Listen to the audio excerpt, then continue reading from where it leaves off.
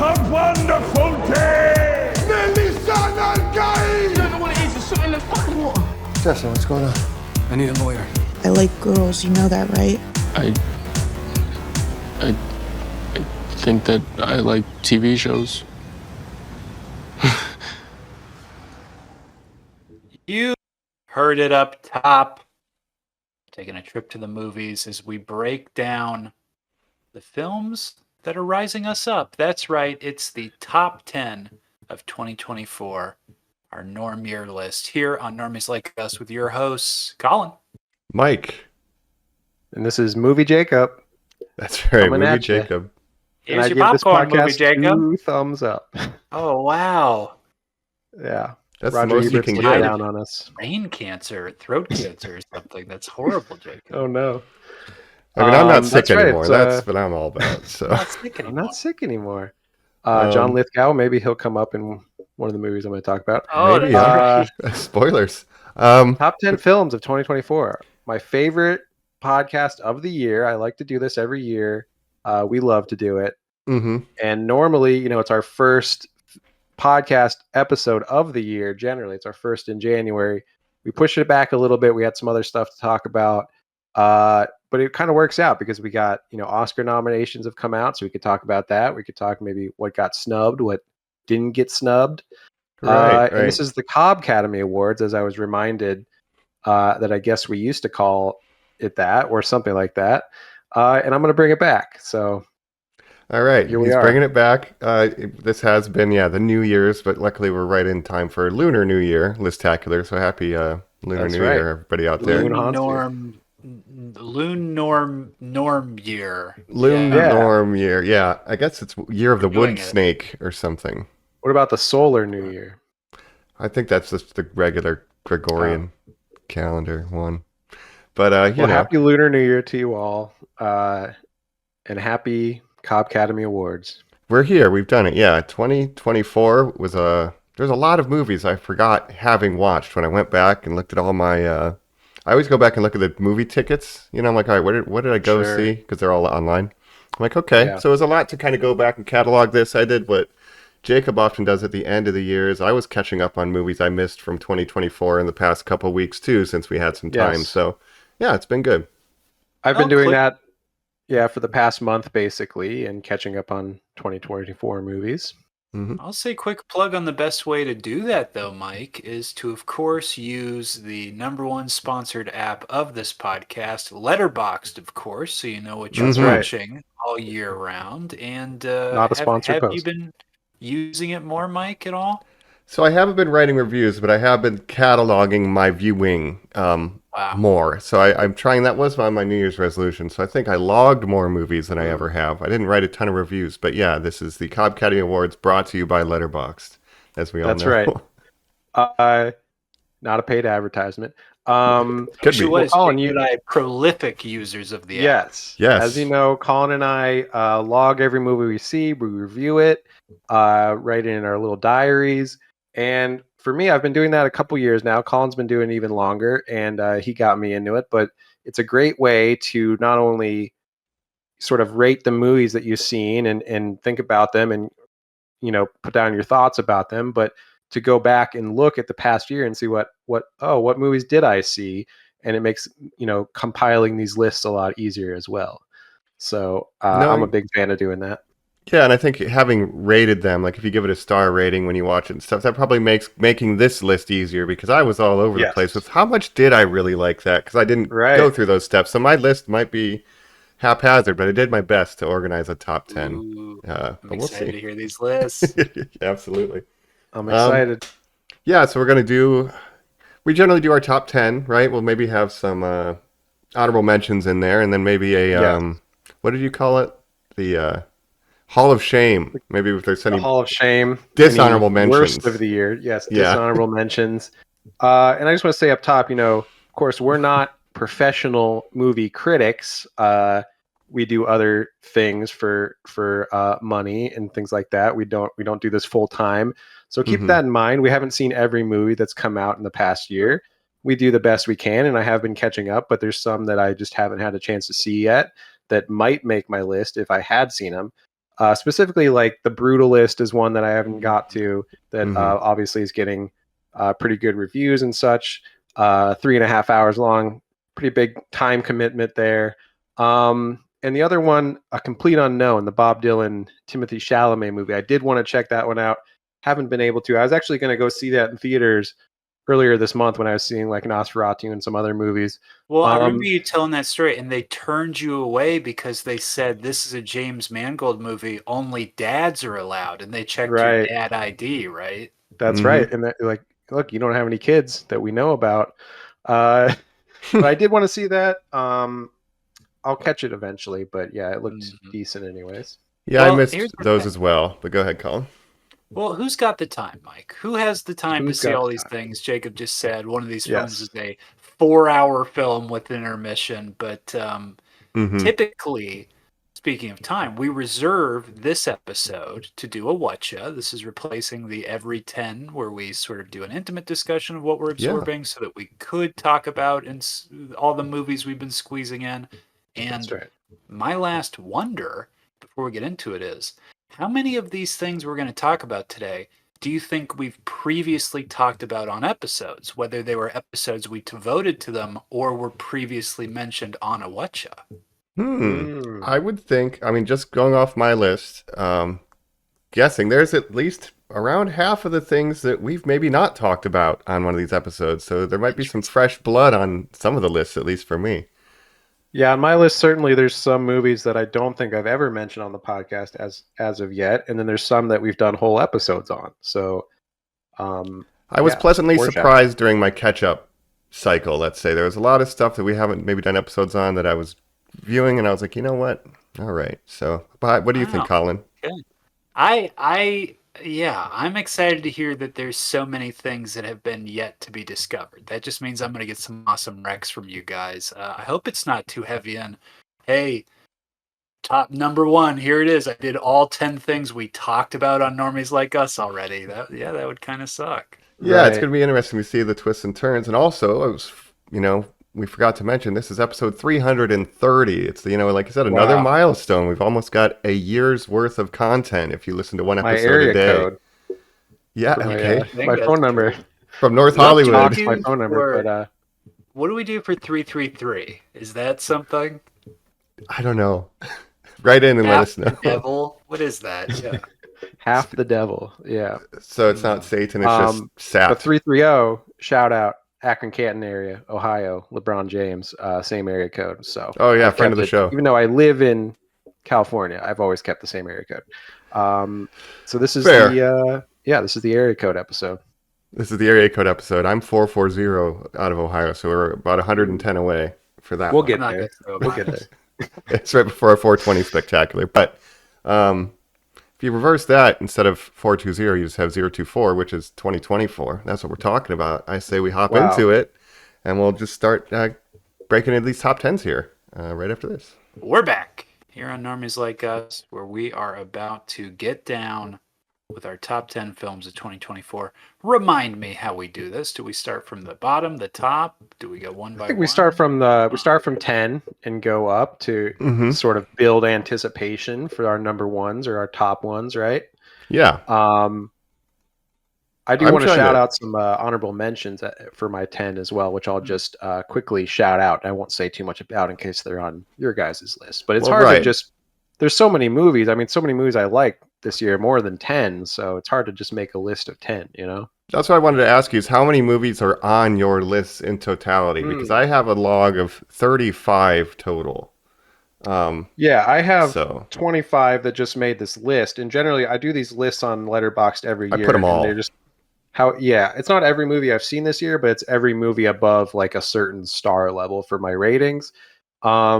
And any movie that I thought was relevant, but it can be anywhere from 20 to 35 or whatever per year, depending on the year. For me, okay. anyways. Yeah, I have every movie I saw that was released in 2024, and it was 35 by the time it was all said and done. Colin, what's your format? Is it kind of a threshold like Jacob, Boy. or? I'll be honest with you guys. I think it was like 2 years ago when we all came into the conclusion where that year we were like, man, movies were good this year.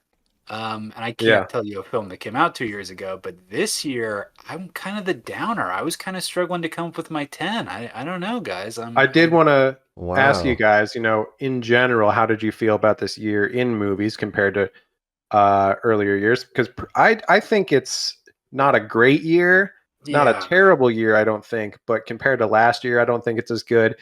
But I had a lot of like above average but not great movies, but not as many maybe great movies for me anyway. Yeah. Totally separate conversation, but I think the Oscars are bad, and I think that's always an Yes. indication that it's a bad year for movies. It certainly seems like a weak crop of like best picture nominations this year if you compare it to other recent Years years. prior. I feel like when I was going back looking at my log, we had a stronger start to the year than we did in the tail end. I think there was a lot higher highs in the beginning. Maybe that'll be only reflected in my list. But looking back at like what the big blockbusters were, what the conversations were, a lot of them seem to be in the earlier half of the year, to me at Yeah. least. I don't know. I think there's some gems here for sure, but on average, yeah, I think it's a little bit of a down year. Mm-hmm. Not as bad as like 2020, which I think was a particularly bad year for movies. Obviously, COVID Right. was happening, so a lot of movies didn't come out that year. But just looking from my previous year's list, I think, yeah. But like I- last year, Oppenheimer was the big that's what won all the Academy Awards, right? Yeah. Yeah. And Oppenheimer. Godzilla. I don't really give a shit about Oppenheimer, honestly. I mean, last year, yeah, I had the Killers of the Flower Moon, Godzilla, Into the Mhm. Spider-Verse, The Zone of Interest. Those were all some of the top movies. I love hearing this because you just reminded me about all those movies. Yeah. Oh yeah, Godzilla, Barbie, Spider-Verse, John Wick 4. We had Dungeons and Dragons. Yeah, okay. Right. Yum. Okay. Yeah, Normies, if you ever are interested, if you want to go to my letterbox, I do have lists from many previous years in case you're curious what I thought were the best movies of those years. I do have them going back to like the 90s. So, That's awesome. yeah. I like to make lists. And our spooky season stuff is at least on mine. Like when I do my 31 spooky movies, those all get logged on Letterboxd too. So just a shout out. Yeah. Oh my Absolutely. God, I love it, Mike. Well, a lot of movies then. I would say for my last thought on the year as a whole, when I was catching up, I feel like there's maybe a lot of underrated movies. Nothing that's super great, but there's a lot of things that maybe are sneakily above average, especially in like That's what I think. Yeah. kind of the Like I had a hard genre. time. Yeah. Yeah. For me, I had a hard time fitting 10 movies because there was more than 10 movies that I wanted to put in my top 10. So like my 11 through 17 are all like could have made the top 10. Like they were close, basically. That's why I wanted to mention them as honorable mentions. Do some shout outs, Jacob. Yeah. I want to hear some of these movies. Yeah. Yeah, I'll just shout out my like 11 through 17. Juror number 2, 11, A Quiet Place Day 1, Long Legs, Love Lies Bleeding, Wicked, A Real Pain, Kingdom of the Planet of the Apes, Smile 2. That's about Smile it. 2 getting a Smile shout 2. Smile 2. Wow. Above average. Pretty good horror Above movie. average, and it's almost Horror making movie. the list. Dang. Well, Okay. it's like 18th out of all the movies I've seen this year. A couple of ones. But yeah, I should shout out Smile 2. Yeah, I have Juror number 2 that I watched and enjoyed very much. Didn't quite make the list. A Real Pain as well. But the ones that I was most shocked of for me, and I wonder if they're on your list. I doubt it though. But like Deadpool and Wolverine, nowhere near the top 10. Sonic 3 didn't quite make it. King Kong and Godzilla didn't even get near it. So like some of those big kind of those aren't movies. usually the kind of movies that make my list. Not to be snobby about it. Say the real title, Mike, of King Kong Godzilla. King Godzilla X Kong: The New Empire. New Empire. Right. That's Yeah. right. With Scar Lord, Scar King, Released last year with, of course, the Scar Lord. and Those Shimo. did not make my list. How about Beetlejuice did not make my. Can I remind Top you 20. guys, this is kind of just a fun thing to do, but speaking of the Scar Lord, how about Scar Giver? This was the year of the Scar Giver for us. So let me tell you, Scars. It Yeah, that didn't make the list either. I explicitly wanted to do dishonorable mentions for that. Okay. Yes. Right. I forgot that. I forgot that came out this year. Right. I'll say, Juror number 2 at 11. That was probably my hardest cut for the top 10. And it easily could have replaced, 9 or 10 if on a different day if I felt differently. But I did like that one as well. But maybe we'll talk about that. Yeah. You have any honorable mentions, Colin, before we jump You into know, it? because again, it was so hard to even come up with my 10. I will say this. There's a movie not on my list. It's the one that I struggled with the most of being like, I know this is bad, but do I include it anyways? And I know it's 100% not on either of your guys' lists. Trap. M. Night Shyamalan's Trap. A Oh, bad movie that I can't stop thinking about. That is like 23 on my list out of wow. Yeah. 25 that I ranked. Yeah. Yeah. I didn't Mike, Lower did you than see ever end that. up seeing it? Beetlejuice. No, No, I you have didn't not see it yet. Okay. Wow. It was getting rotated through when I was playing catch up. There was a couple times where like it came close to being Trap or Conclave or something when I was doing the catch up for the year, but I never quite God. made it in there. You almost made the right choice, Mike. I know, I How ruined dare it. you? Beetlejuice, I'll say, is my 20th film on my list, so it didn't quite make the top 10, but How do higher I than feel about Trap. that movie? Fair. It's in your Hall of Shame. It might be. That's fair. That's fair. My list is extremely biased. Obviously, because it's just for Yes, my these taste, are our, so. of course, personal lists. Incredibly. So, do Yeah. not get mad at us for any opinions that we have. Although, if you do want us, write in our comments and say, "Hey, I thought this movie should have been, on your list or whatever," please do that. But Yeah, that's all I care about. Don't yell at us. Just share your don't opinion. yell at us. Yeah, That's But you like. That's all. I I never just wanna want be to see what yelled you at. think. Yeah, I There- never there's want to only- be yelled at. Right. There's only one list that's definitively correct, and that's Jacob's, and the rest are subject to, yes. Well, it is the Cobb Academy Academy Awards. Awards, so- It is yeah. okay. Yeah. Mike Well, and I's that's- lists are suggestions. Yeah. My list, of course, is objectively correct. But So let's everyone has their objectively own kick it opinion. off with the objective number 10 of the year, Jacob. Where do you start? Wow. Okay. So we want to go in order. So I'll go Drum roll. first, and then Yeah. number 10 for me was The Substance. And I have The not seen The Substance. Substance yet. Colin, have A you seen it? film I neither Calling saw. it The Substance. So Mike and I Neither have of you not guys have seen seen it. it. We have not taken the I'm substance. injecting the Jacob. substance. It's so Oh. substantive.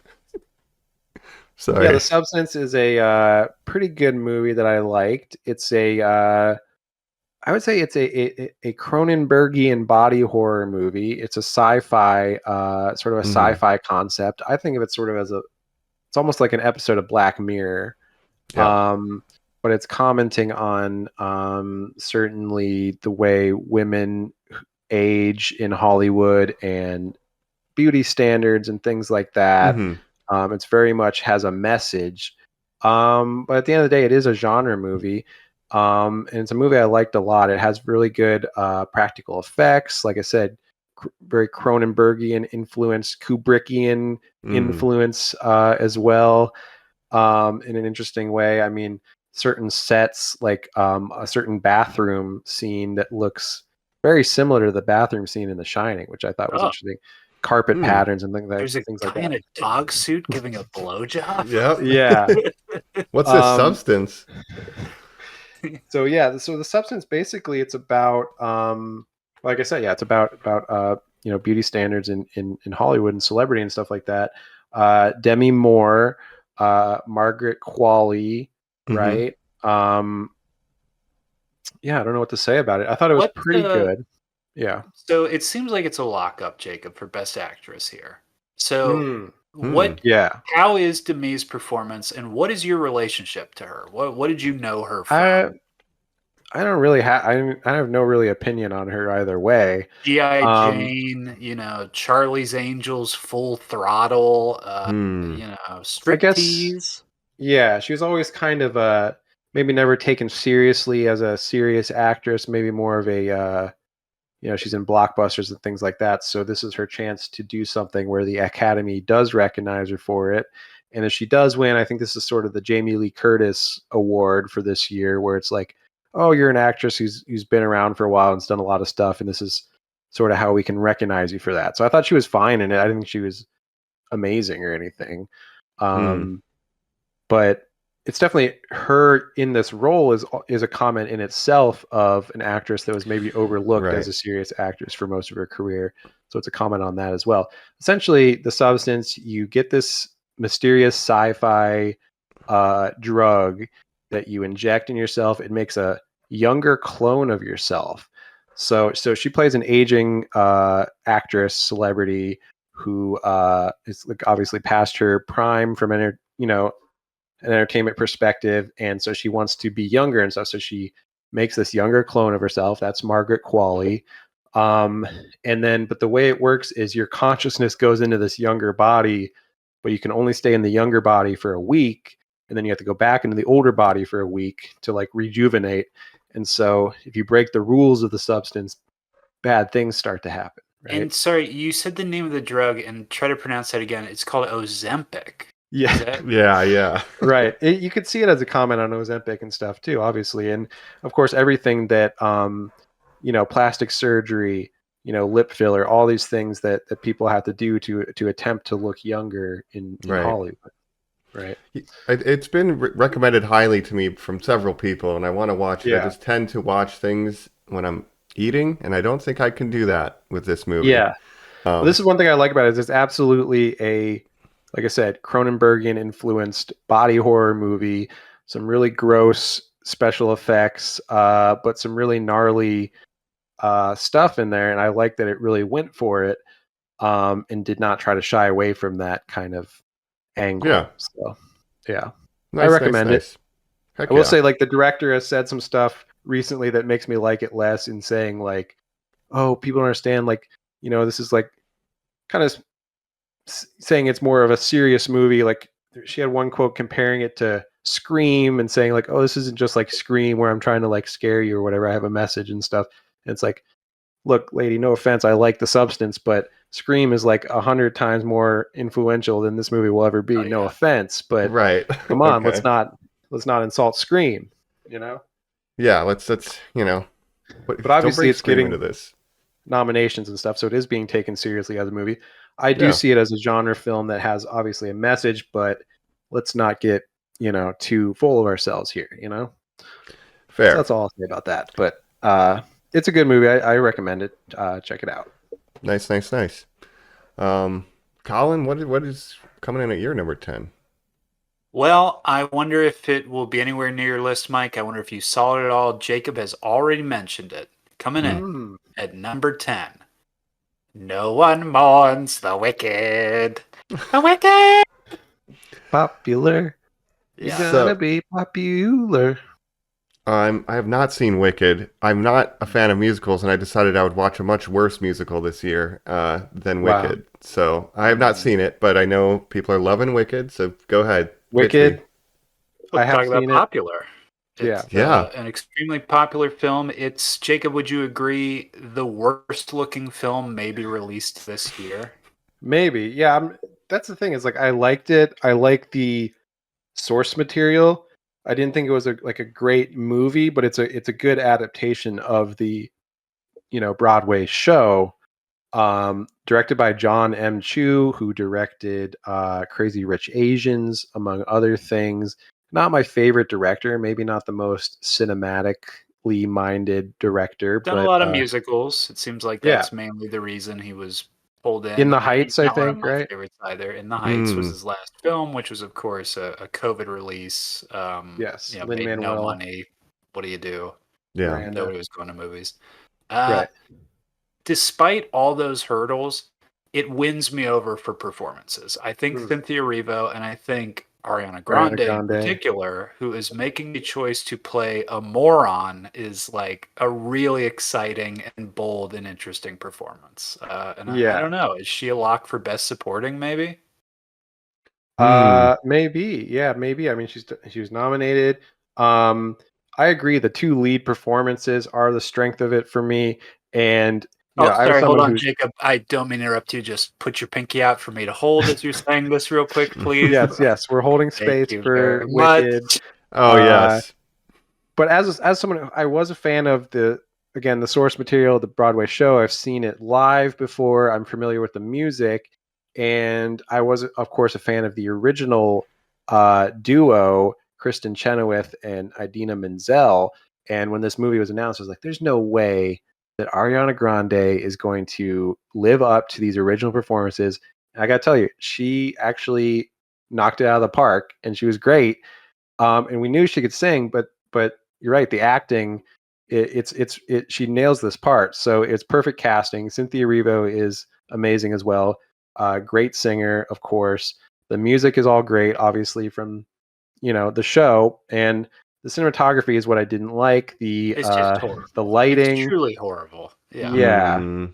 And I know it's a a purposeful stylistic choice, but some scenes, the sunlight, there's so much sunlight, it's so overlit that you can't even see what's going on. It's insane.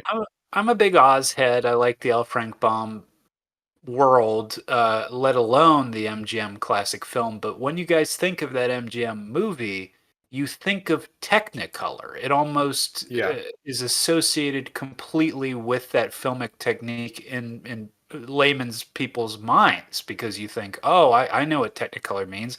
I've seen the craziest colored movie ever, Wizard of Oz. So to take that away, Jacob, and to say it's purposeful, which John M. Chu did say it is a very bizarre decision to me. Purposeful, but I think the wrong choice. And yeah, I just think this is a director that's not so much interested in that angle of film, more focused on the choreography, the music, the acting, and stuff like that, which is fine. The choreography is good. I will say I went and saw this on Christmas Day with my family, with my dad, with my siblings. Everyone in the family loved it. I mean, we already had some Wicked heads in the family. My sister loves Wicked, but they loved the music, of course, and it was a great family holiday Christmas vacation watch. So I feel super dumb even asking you to this. I assume the answer is no. Were either of you Glee heads? Were you Gleeks? Did you watch the Fox TV series Glee? Okay. No. Let me tell you. Yeah, go ahead. Well, I was going to say, surprisingly, I was into Glee for the first 2 seasons. Wow. I was, for some reason, into it, yes. Lima, Ohio, Mike. That's right. I will say this. The Ohio angle.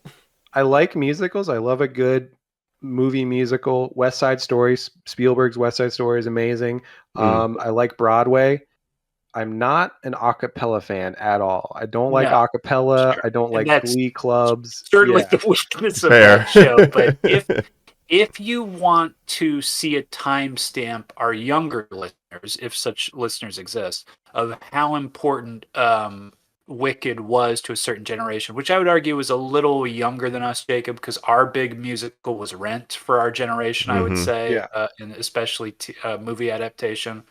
But watch Glee and watch what Defying Gravity, and of course Idina Menzel was a cast member on that show as well. Yes, as well as being in Rent. Yes, very true. You will see just like how associated it was with the LGBT clubs and gay straight alliances it was starting up. The literal term "defying gravity" meaning you're breaking boundaries and stuff. It's just a very important show. I think that's why it's on my list. I just thought it was very well done. Okay. It's certainly the most important Broadway show of the last 15, 20 years. I mean, you say Rent, Rent came out pre-2025, I think. So I don't know when Wicked originated or debuted, but I think in the last 20 years, it's definitely the most influential show to come out of Broadway. So, yeah.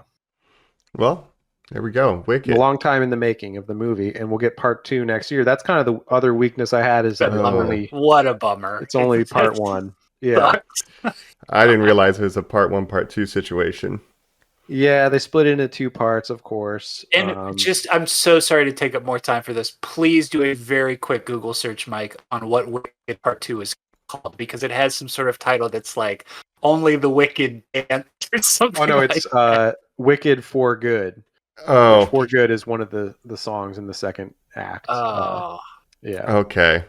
Not as good as Godzilla X Kong, The New Empire, but no. But the Skull Lord will be appearing in it, or Scar Lord, don't worry. Scar Lord, yeah.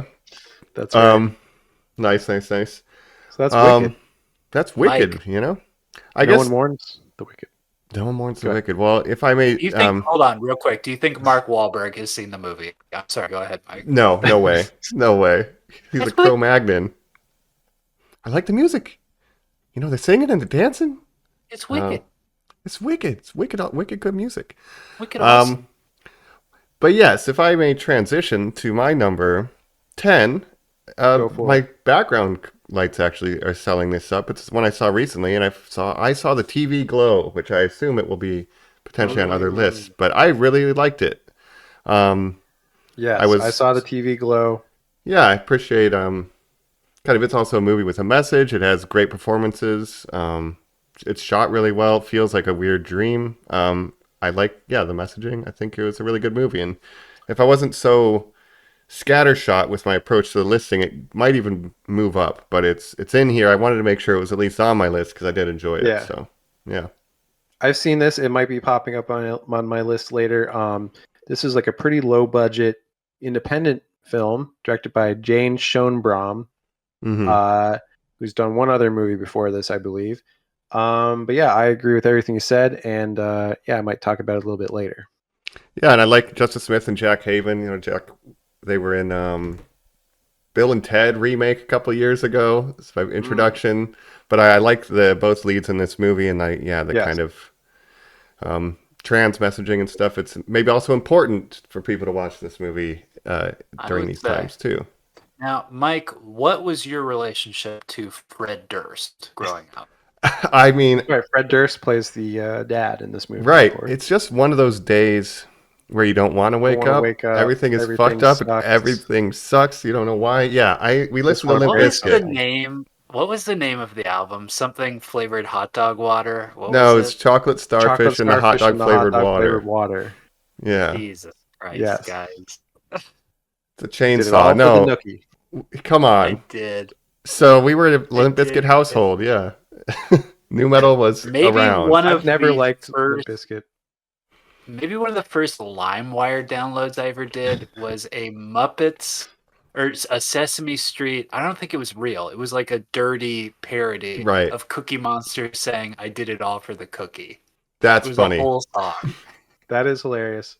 I That's never the got golden into age of Limp the internet. Bizkit, even though I was younger and I was listening to Linkin Park and shit, but I wasn't into Limp Bizkit.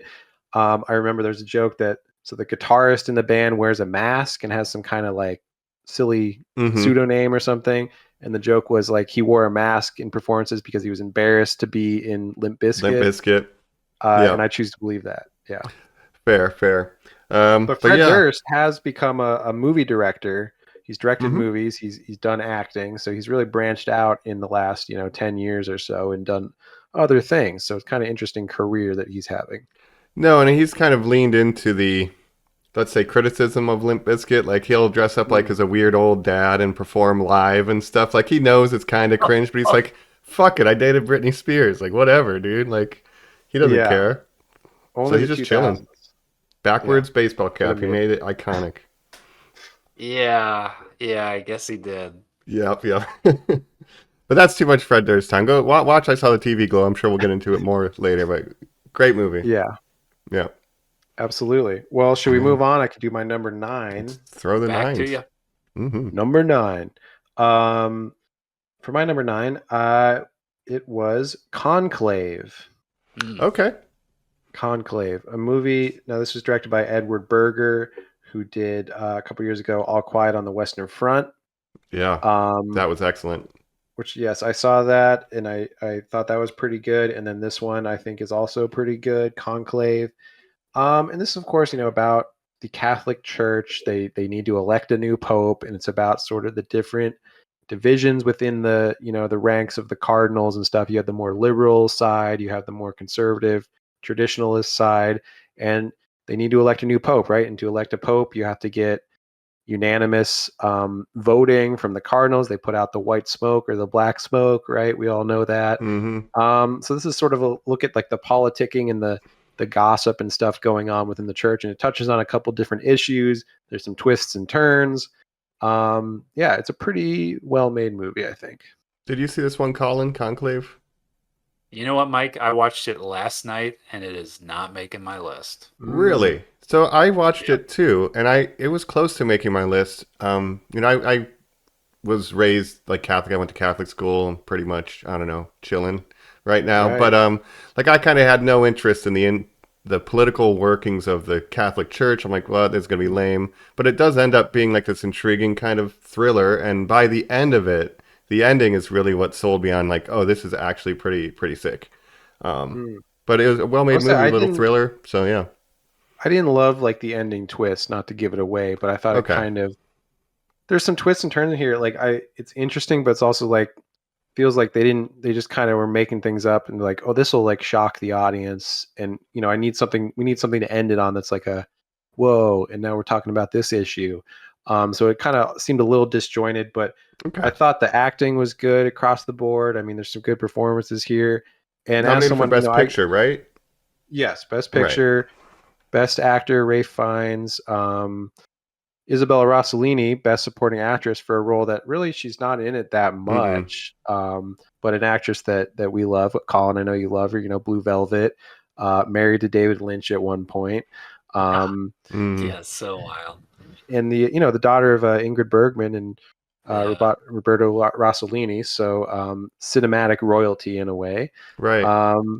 But for me, I grew up Protestant, so I really the Catholic Church has always kind of fascinated me because it's always been like this thing that I never understood. Mm. Never been to a Catholic mass. I don't understand all the weird rituals and traditions that they do and things like that. Got a lot of them, yeah. So it's always been very foreign to me. Hmm. And this sort of, it was interesting to see this from an outsider's perspective. And of course, there's a lot of problems within the Catholic Church, but it's really the politicking, the inner workings.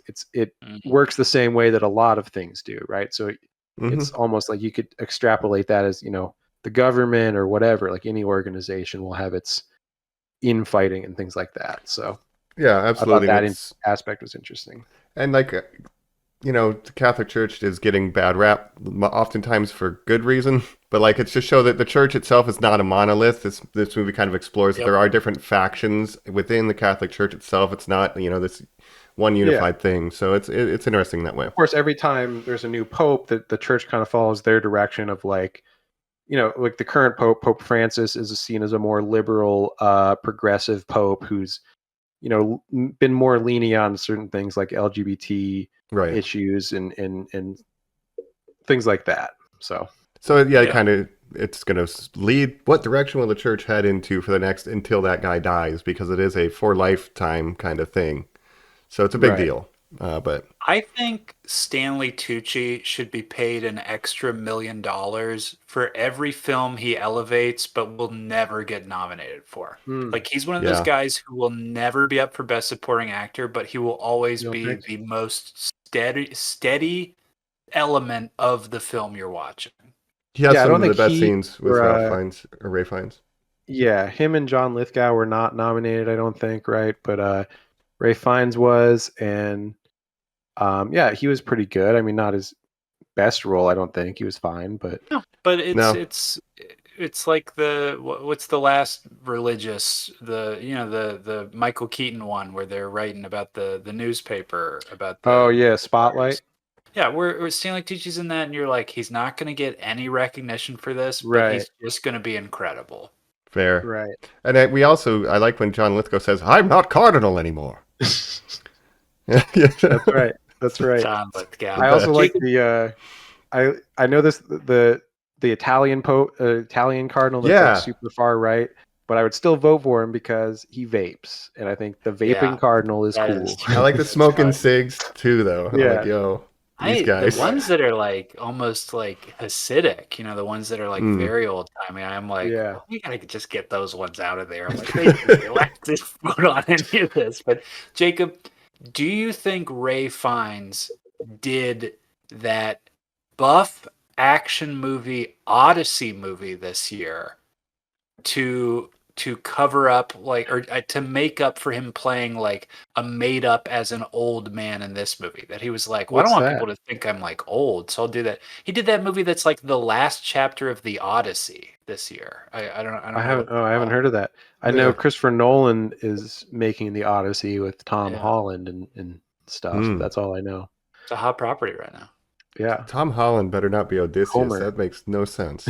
No, I think he is. No chance. He's an old general king. There's no way that would make sense. He's been at war for a decade. Yeah. All right, we'll see. Anyway, not talking he's trying about to break Odyssey. typecasting. Yeah. Conclave. I liked it. It didn't quite make my list, but it's more interesting than I gave it credit Yeah, for. it's my number 9. It's sort of the bottom of the list, but it did slip in there. I thought it was just a well-made, old-fashioned, well-made awards movie. Like it could have come out in 1998. And you know Right. what had Yeah. when Yeah. I put it on Peacock last night and the fucking rating came up and it was PG. I was like, Yeah. oh. Yeah. I was like, I'm watching a PG drama. That's so weird. I will say I recommended this and Juror number 2 to my mom. I like to, she always asks for movie recommendations. I tell her things that I think that she'll like. Like I'm not going to recommend The Substance because I know she's not going to like Right. that kind of movie. But and she greatly liked both of those movies, especially Juror number 2. She texted me and said, "I loved that." So shout out Clint Eastwood, 94-year-old Clint Eastwood. But yeah, So just good. another strong, like old school drama. Like just Yeah. knows what it is and does it well. Yeah, I like Juror number 2 Absolutely. quite a bit as well. So didn't make my list, but I liked it. Well, Colin, what's your That's number Concord. 9 then? Yeah. Boy, certainly one we've not talked about, nor I would be surprised if either of you even heard of it. It is the new Wallace and Gromit film, A Vengeance Most Foul. I have heard of No. it. Yeah. I mean, I've heard of Wallace and Gromit, and I knew there was a new one coming out. I like Wallace and Gromit, the property. We had all the DVDs and tapes of the old ones. I like claymation as, I'm a fan of craft in general. Yes. And I hear they use like almost all of the clay in England or whatever to make this. Now, we very recently did That's Nightmare right. Before Christmas, where Jacob said in that episode that he read that the people at Aardman Animation had announced that we're running out of the clay. I Mhm. looked it Specific up. kind of clay that they make. Yeah. It is verified. It is so upsetting, Mike, and I love Oh, that no. that's what you remembered about it. I think it was made by this one family business, small company We're out that's of like clay. going out of business. Yeah. What are we going to do? What are we going It's to do, like Gromit? we don't have we bother. forgot the technology that it takes to make this clay. We're losing recipes here. Yeah, right. Oh, man. We are. It's like if Wallace and Gromit ran out of cheese, what would they do, Oh, Gromit. Yeah. It's a real skill, and it sucks. We talked about Henry Selick when we talked about Nightmare. We love stop motion as a genre. We talked about Leica. I hate that they're really the only people still in the game. I'm kind of just giving this film a shout out to boost its awareness that Aardman Animation still does stuff that isn't like Shaun the Sheep or whatever like Right. children's programming they do. Right. Yeah. What's the general plot? What's the hook for this one? It's cute as hell, Mike. This is, for the first time ever, a sequel to one of those shorts, The Wrong Trousers, which Wrong was about Trousers. that little penguin who Yep. likes to wear a rubber glove on his head and pretend to be a chicken causing Mhm. crimes, gets vengeance most foul against Wallace and Gromit. So it's pretty cute. Wow. Nice. I'll have to I put love that on the list. Yeah, we love little stop motion action. We love little guys.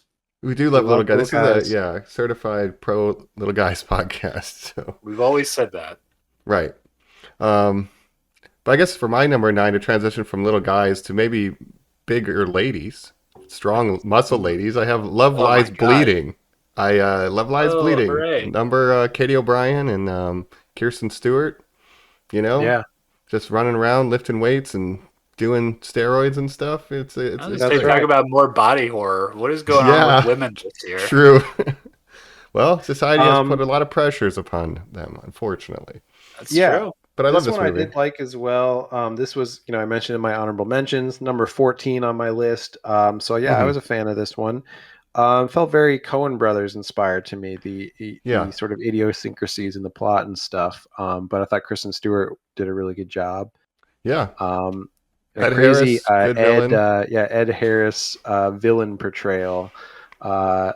Yeah, there's some good stuff in it. And it's home to my single favorite reaction shot maybe ever in a movie. There's a very critical plot point that happens. I won't spoil it, but then Kirsten Stewart's reaction, she just says "what" and gives this look, and it's so perfect. It's my favorite thing I've Yeah. ever seen her do. I am so proud of the career that she's had. I just Yeah. think she's tremendous, and I think she's incredible in this movie. And we talked about the big lady before when we did Mike's favorite movie, Ant-Man: Quantumania, where of course Quantumania. Katie O'Brien plays Oh A no, character. you used to know it. Sakura. Something like I used that. to be able to call it out, but I'll find there's it. just not a chance. No, yeah. anymore.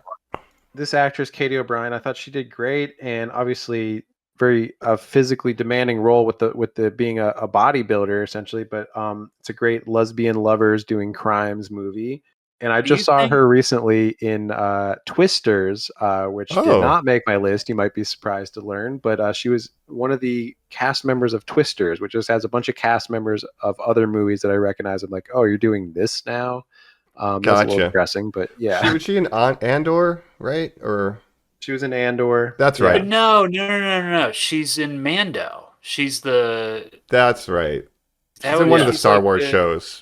They She's all a kinda run reformed. together for me. She's a former Empire officer who's trying to integrate into the. That's right. Yeah. for Giancarlo Esposito, right? That's right. Yeah. But Yeah. that was the But first she's time playing I saw like her. the 8th most important character in Twisters, and I'm like, oh no, what's going on here? Mike, do you think she'd be a good Wonder Woman? Huh. You know what? Yeah, there's a world where that could work. Like just depending on how you frame it. Like if that's what James Gunn wanted to do. I think so. Yeah. Yeah. He's into big Maybe. mommies. Yeah, I could see that. Just we already have a She-Hulk, so we can't do that. Yeah, let's do a Wonder Woman. That would be an interesting take on Wonder Woman. I kind of like it actually. As like a Maybe. contrast from Gal Gadot's version, I think that could be neat. But yeah, it's good to just see her, Kirsten Stewart, kind of carry this movie. And Yeah. I don't know, they're cool. There's also at one point Ed Harris has like a rare beetle collection, and he eats the beetle at one point. I was like, why Yep. did he do that? Just What puts it in a- his mouth what a and choice. crunches on it. Yeah, that was his. They had to take the no animals were harmed out. They were like, Ed, we didn't tell you to do that. No. Yeah. That's scary. Yeah, but interesting little love crime movie, Bonnie and You've Clyde. done a mullet before, Mike. Yeah, I have. And I wanted to Yeah. buy the workout. They had the fake shirts from the fake gym, and I wanted to own that merch. Mm. They were selling it. I'm like, dang it. I assume the logo is an ashtray. You could get the ashtray, too. I tell you what, I almost bought that wow. as well. Jesus. But yeah, Kirsten Stewart's very That's a great stressed pick. out, smoking a lot. Yeah. What's But just interesting. Her and Robert Pattinson have had such interesting post Twilight careers where they've really branched out and done different things. Really proud of both of them. Yeah, good for Yeah. both of them. So yeah, shout out to the Twilight survivors, as we call them. That's right. As I call them. Anyway, so yeah, Love Lies Bleeding. Fucking Good time. Taylor, what's his name? He's like Loudon? dead. Lautner. Yeah, he didn't make Oh yeah, it. he didn't make it. No, He didn't That's why survive. we're team Edward. We're not team Jacob. We're team we're Team Edward. We're Team Well, I'm Jacob on the Team One podcast, but Yeah. that's different. That's yeah. right. Well, speaking of Team Jacob, what's Team Jacob's number 8? Also, I just have to say, by the way, that guy Taylor Lautner, he married someone named Taylor, so their names are Taylor and Taylor Lautner.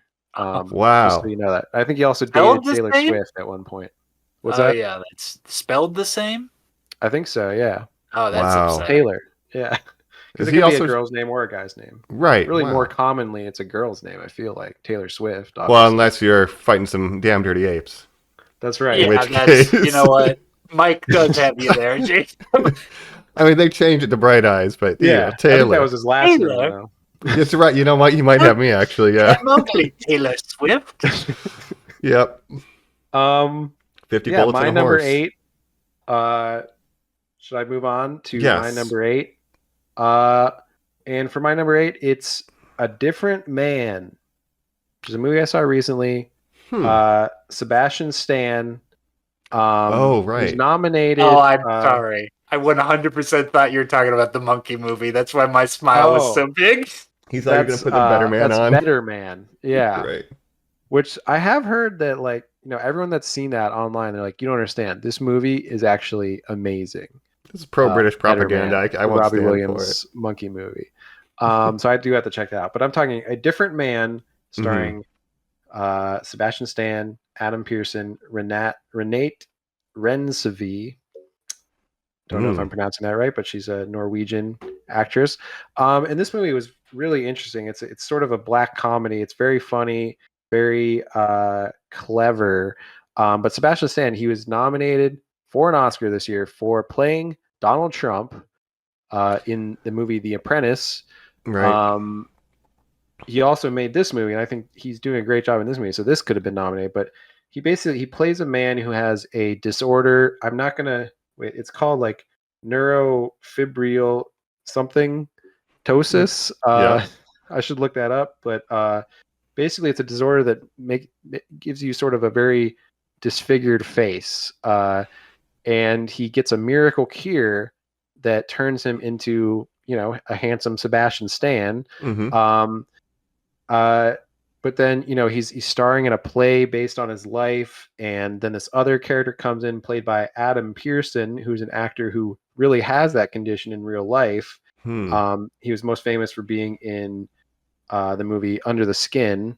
Oh yeah, I have seen that. Yes. If you look at him, you're probably like, oh, yes, he's hard to forget. But he comes in, he plays this charismatic, very confident guy with the same disorder that Sebastian Stan had. Sebastian Stan becomes this very handsome-looking guy, but inside he's still the same insecure person that he was before. So you just got to check it out. I don't want to give away the whole movie, but it's a really well-made movie, I thought. So shout out A Different Man. It's on HBO Max right now. So Okay, nice little character study.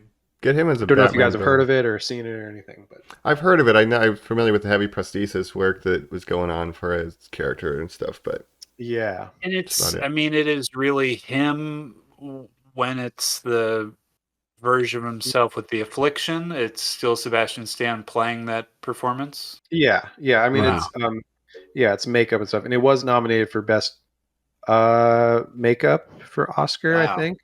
Okay, Yeah, Sebastian Stan, doing these two movies, and one of them he got nominated for. He could have been nominated for this one. I thought he was really good, and Adam Pearson, I thought, could have been nominated for best supporting actor because he comes in and really steals the show. So, Has and anybody seen the Trump one? no. no, The Apprentice.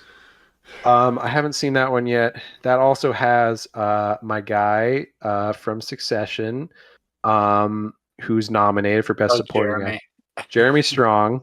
It's a big Succession year at the Oscars. You got Jeremy Strong and Kieran Culkin going against each other, best supporting actor. Ryan Cox doing the McDonald's commercials.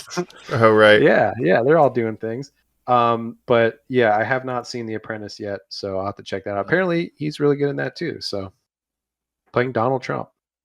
Yeah, I get enough like Trump in my daily life more than I asked for.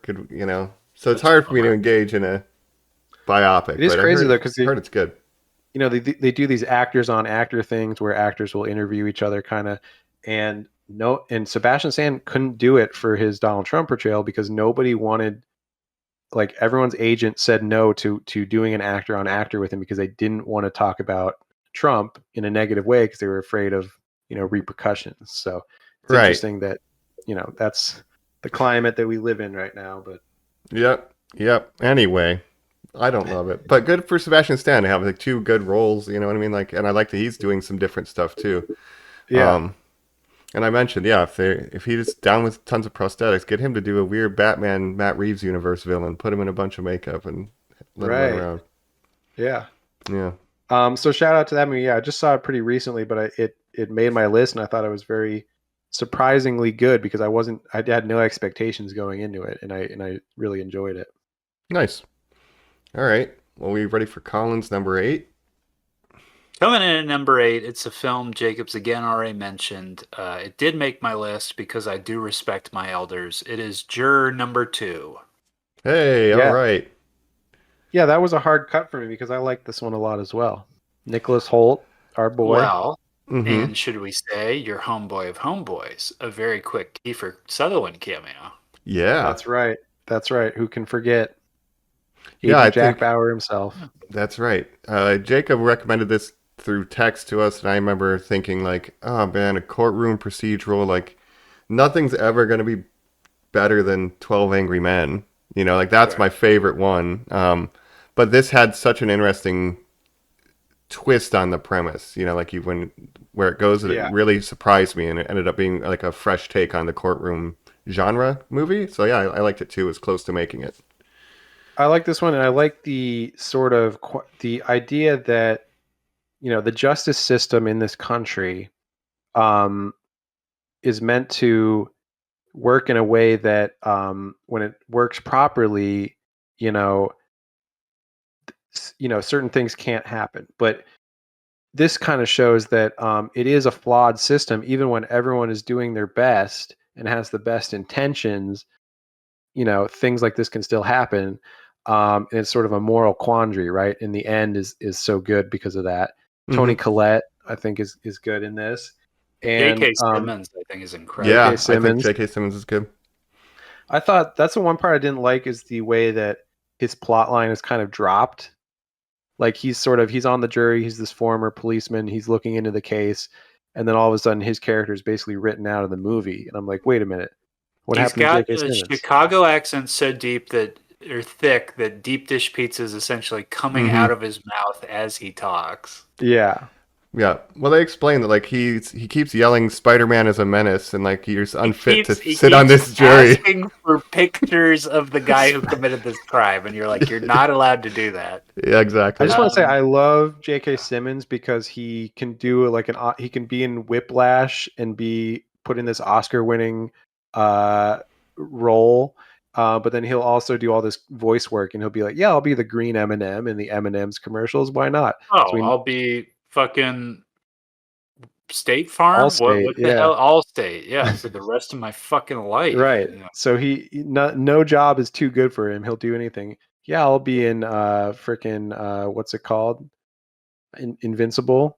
Yeah, Why not? that's right. Wow, and he's very good at that. So thank you. But Jacob, the ethos that you just described of like that attitude is the man behind this film.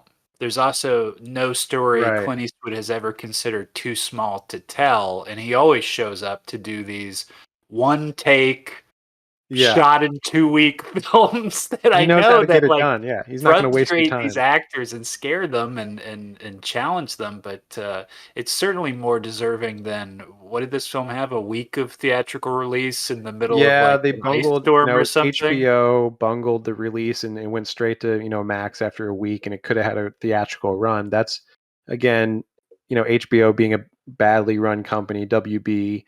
As one of the people who has never harmed you or left you, he signed a deal. He made one movie, The Changeling, for Universal. Every other film he has made for Right. Warner Brothers his entire fucking life. Mhm. He's the age of a wizard now.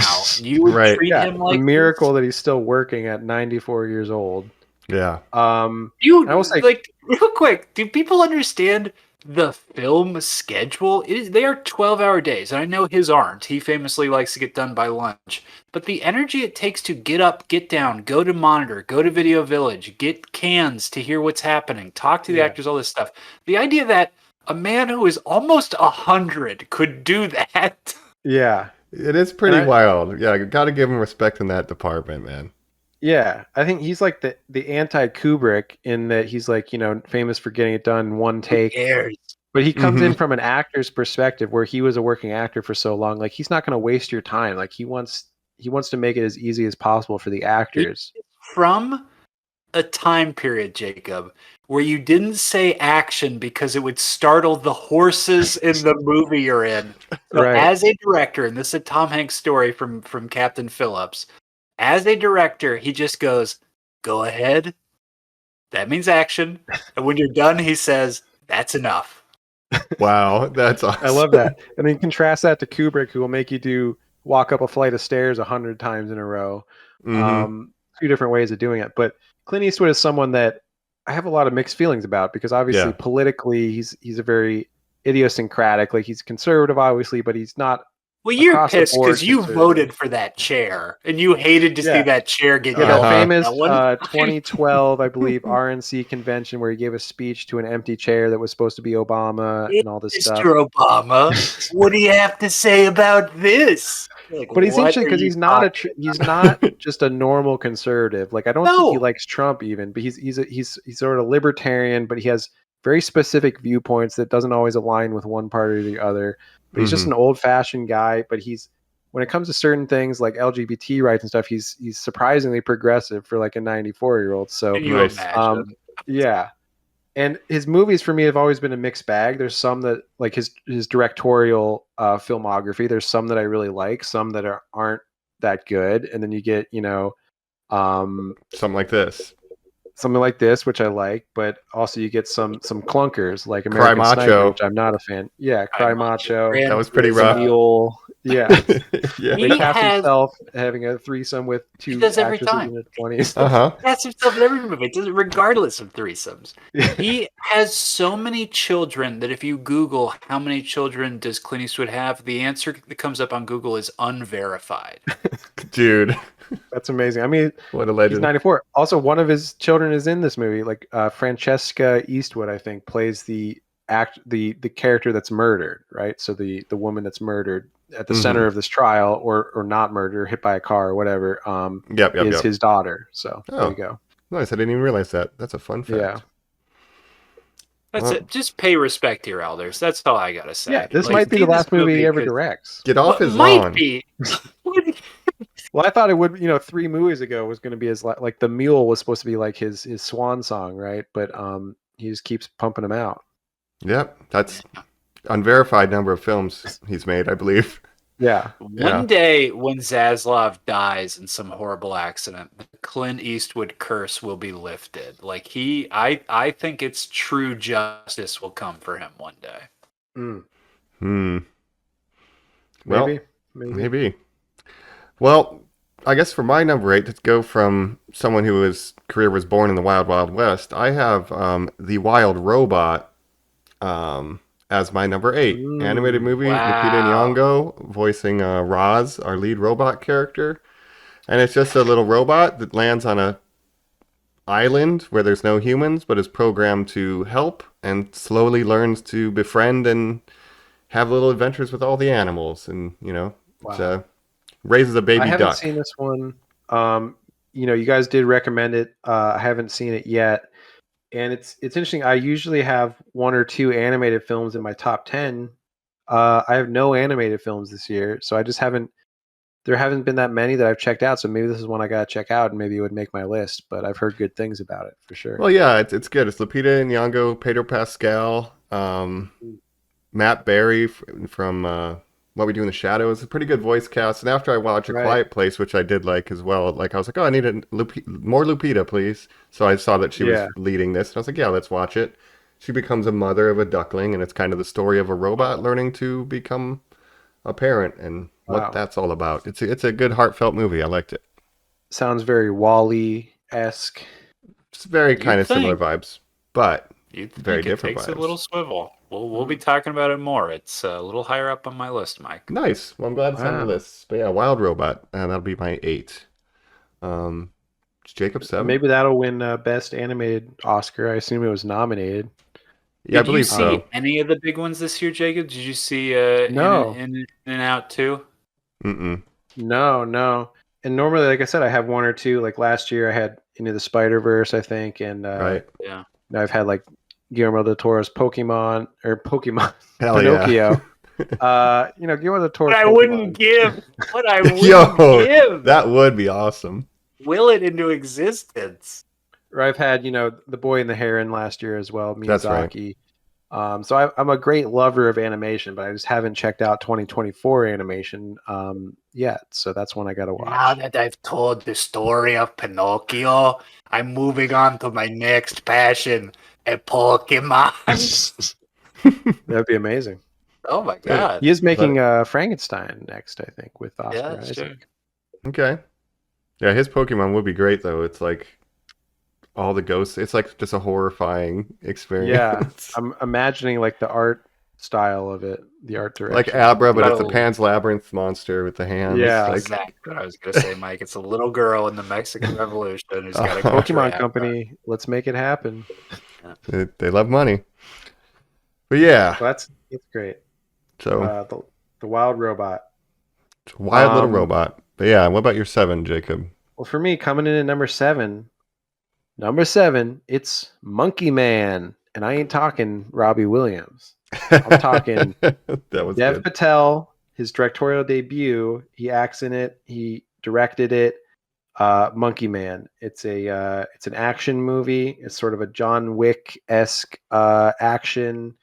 It's about a guy in India. It's about sort of the caste system in India. it deals a lot with the elites versus the underprivileged people and things like that. So I saw this in theaters, absolutely loved it. I had a blast watching it, and I was like, you know what?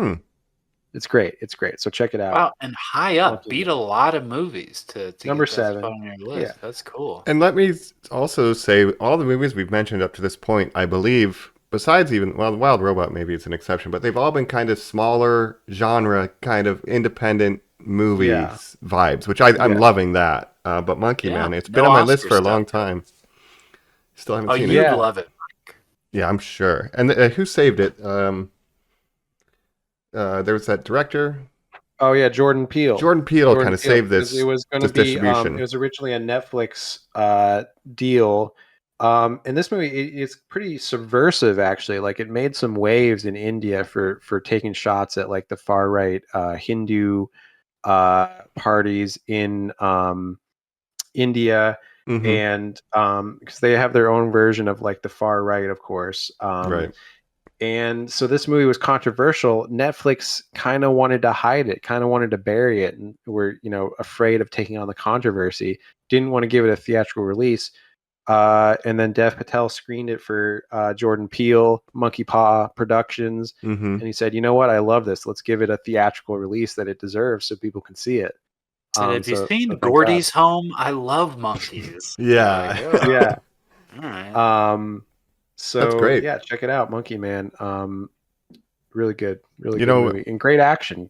Good action in it. So and be your directorial debut to I'm basically gonna do John Wick. We love Dev Patel. Green Knight. So I'm stoked that it is a good movie. It's just been under the radar, so that's gonna go pretty high up on my to watch list when we're done. Yeah, absolutely. Check it out. It's all monkey business. But yeah, Colin, what's your 7 then? Coming in at number 7. This is a hot one. I'm sure we'll talk about it a little more. In fact, it's super hot because there ain't no water in this damn thing. We're talking Dune Part 2. Ooh. Wow. The spice must flow. Spice must flow. Lisan Al Gaib.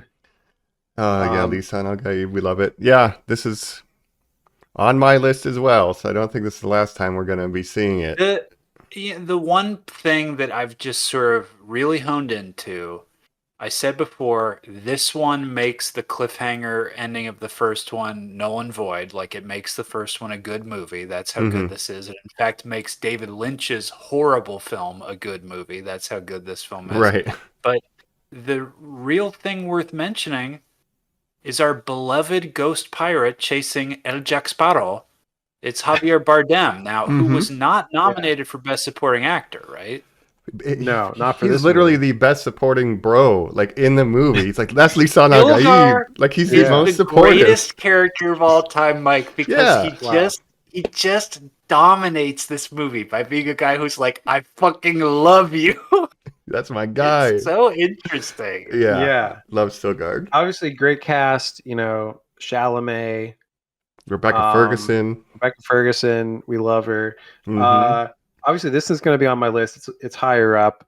Loved Part 1 as well. And yeah, this movie was nominated for Best Picture, but didn't get it didn't get acting nominations. It didn't. And do you think Austin Butler screamed at his agent after that? Because there's so many characters who go so hard in this movie, and to not award any of them is insane. Did it just come out too early in the year? Sometimes when a movie comes out in March or whenever, it just kind of gets swept under the rug because people forget about it later in the year. Part 1 was nominated for Best Picture and some other technical awards and stuff, but yeah, they sort of snubbed all the actors in this, and no Best Director for Villeneuve, which is crazy.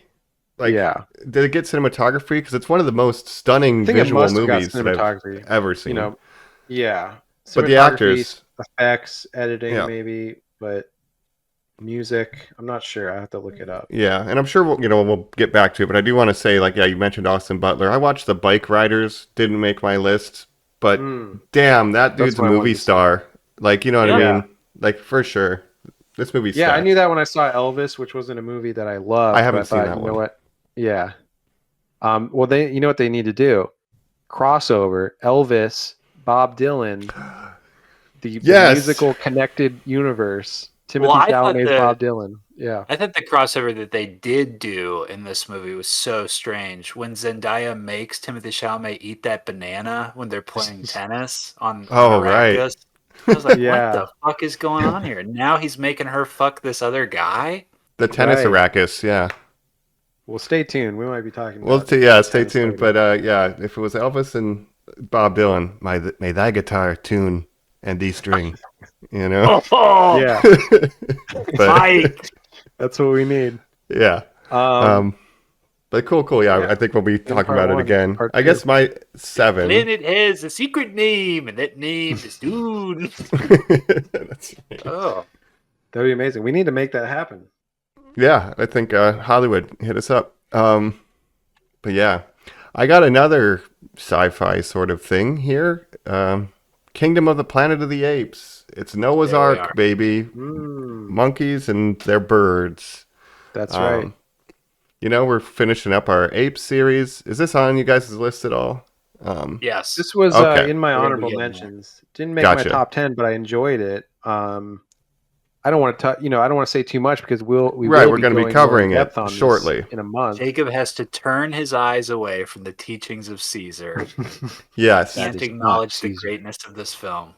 He Yeah. covers his We'll ears. see. and- I mean, yeah. I liked it. Did I like it as much as Dawn and War? Maybe not. But we'll I've talk only seen about it once, but it's weak Yeah. year maybe for movies, and I want to see the version that has none of the special effects, the motion cap version that's on the DVD. So, but yeah, I love Planet of the Apes. That's why it's here.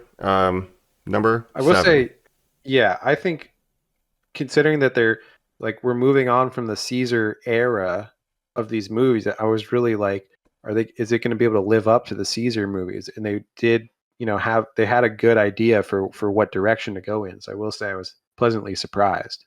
The first Disney one too. We mentioned on the War for the Planet of the Apes. That is the last one that is completely controlled by Fox before getting absorbed by Disney. So this is Disney very much being like, we wish to make money off of our IP that we just purchased. Yeah. But I think they did. But this a decent totally could have job. been this could have been a spin-off that just didn't work with cast members that, weren't good and stuff. And they actually pulled it off and they were able to move on from Andy Serkis, who was like the whole Caesar The trilogy was backbone. based around his performance. Now so. that they own it, Disney, they should go back and title the film Disney Presents Tim Burton's Planet of the Apes. Yes, finally. Well, that's the disaster versions. They could have just tried to remake the original again, which luckily they didn't Yeah. do. So, But anyway, yeah. Monkeys. And let's say we run through number 6, and then we'll take a break and hit the top 5 after that. But Jacob, what's your 6? Sounds good.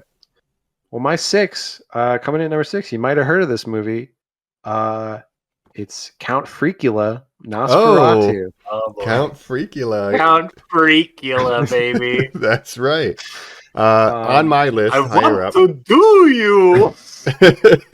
Oh, That's right. Yep. So number 6, Nosferatu, probably lower. Yeah, you guys probably have it higher up, I'm assuming, on your lists, but that's where it landed for me. And it's Okay. just because I think my top 5 is really strong, and that's about as high as I could place it. But I did enjoy it. So, and of course, we've talked a lot about it, so I won't say too you much. keep more. saying, "Damn it, man, you're a ship man," and that's why I'm you a don't ship like man. It. I'm a ship You man. don't believe in the occult, is that right, Jacob? That's a bunch of nonsense. Gotta All get these freaky. rats everywhere. Let me have sex with my dead wife. Wow. Yeah, what a great movie. Well, we'll talk about it more, but yes, definitely deserves to be in, I think, most anyone with a brain's top 10, especially in Yeah. like Talk a week about or it year. more. Let me just Nosferatu, get my big pipe out real quick. Uh-huh. number 6, and another movie that the Oscars pretty much ignored. Crazy Came out enough. too late, though. December, came out Christmas. There's no... I don't know if it came out too late because they usually, that's when a lot of awards movies come out, right? I guess so. So I just think it was, the Academy, they don't love like horror, they don't love genre movies. At the very least, it deserves costuming Yeah, and I maybe think it cinematography, but it got yeah. I think a couple awards or nominations, but no best picture. Like it got best cinematography, best costume design, production design, makeup, and hairstyling. That's it. okay. So no best picture, no acting. No Lily Rose Depp nod, nothing, huh? Yeah. Hmm. So really, they just don't like horror. Like Yeah, the Aaron Taylor Academy. Johnson should get a nominee for I'm a Ship Man. Yeah. Pandemic. Right. No, he should get a nomination for Craven the Hunter. Oh man, I watched it. It's bad. We'll talk about it in It's on your list. Dishonorables. Oh boy. Well, and when we mentioned, he's really lucky that he had Nosferatu, and who else got bailed out from a really bad movie that there was it? Well, Lily Rose Depp got bailed out from that show that everyone hated, The Idol. With The Weeknd, right? The so, Weeknd. Know that from her life. Yeah. Oh no, and The Yeah. Crow for Skarsgård, Oh yeah, yeah. Bill Skarsgård, The which I didn't Crow. see, but I've heard bad things. But anyway, yeah, Yeah, that's a real horror show. and Nicholas Hoult. I mean, he didn't get bailed out because he was in two good movies, Juror Number 2 and Nosferatu. Consistently one of the most underrated actors in Hollywood, I think. Yes, I would agree. Yeah, I worry for him a lot. I'm Yeah. constantly positive he's making the right decisions, but I just never understand why they don't work out better. He does a lot of different kinds of movies. He loves vampire movies, obviously. And we're going to see him again soon in Superman playing Lex Luthor. So I think that's great casting on that side, too. I've seen one meme that says guys will have an undead monster sleep with a girl one time and then start dressing like this, and it shows him in the Lex Luthor fit with his bald head. Oh, I love that. He couldn't handle it. He went Yeah. full Andrew Tate after that night. But yeah. Colin, where's your 6 then? Because we'll be back on Freakula in a little bit, I assume. Well, we're back to one that you already discussed, Mike. It's what I hope is animated picture of the year. It's The Wild Robot. Oh, hey, great. And what did Very cute. My brother yeah. says it's his comfort movie now. I agree with you, Jacob. It presents very Wall-E, but it's incredibly human. And we are going to talk a little bit more about Lupita Nyong'o later. But I'm very impressed by the fact that she's in some of my favorite movies this year. She's not really an actress that I was ever that excited about. 12 Years a Slave. Yeah. Your favorite movie. Geez, I mean, I don't love the movie as much as some of the other, like Us, I was going to say. Some of the other horror, but I love her in that movie. You know. Yeah, 12 Years a Slave was her breakout role. She won an Oscar for Best Supporting Actress, and she was really phenomenal in that movie. So she's a good actress. She got kind of sidelined for a while. It feels like she was in Black Panther, but it's almost seemed like Hollywood didn't know what to do with her, which is crazy. But I'm glad to see her. It feels like they're figuring it out. Yeah. She constantly has dating disasters, which makes me think she's very messy and very human and normal, that she's always on the red carpet talking about how her boyfriend's like just broke up with her and she's like crying and stuff. And you're like, interesting. All right. Human being. Yeah. No, she's great. I mean, I love that movie. The little family unit made of Roz and the Pedro Pascal's Fox character and the duck. It's Pedro cute. Pascal kills it in this film, and I know that's not something surprising to say, but you know, just that he'd be lended to the voice of an animated movie, you're like, well, he can't do everything, and then you watch it as like a silly little fox, and you're like, all right, I guess he can. I wanted to roll my eyes at again, like, oh, we're always casting celebrities instead of voice actors, but yeah, he really nailed it. So Pedro can do no wrong. There's a little anxiety belly. Pedro, I've loved him ever since Game of Thrones. And he's great. And the thing that you forget is he's basically been a voice actor for 4 years now, just as Mando. Like That's Mando true. is just a voice performance, so he is like getting better and better at it. So and he stays working. I mean, he's been in a bunch of stuff, bunch of movies and stuff in recent years. Gladiator 2 this year. Gladiator 2. Yeah, making my list. Yeah, I really did not like that film. No, but it's half of the Fantastic Four in one movie. You know. That's right. That's what you're telling me. You reminded me of that, Joseph Quinn. And he's also with, maybe later we'll talk about him and Lupita. So there we go. Connective tissue. We've done it. Sue Storm was in the Ridley Scott film before that. She was Napoleon, Right. Josephine and Napoleon. Oh, right. Wow, look at us. Yeah, and of course he'll be playing Mr. Fantastic, Reed Richards. Fantastic. So Marvel Rivals reference. Oh, for don't sure. you dare.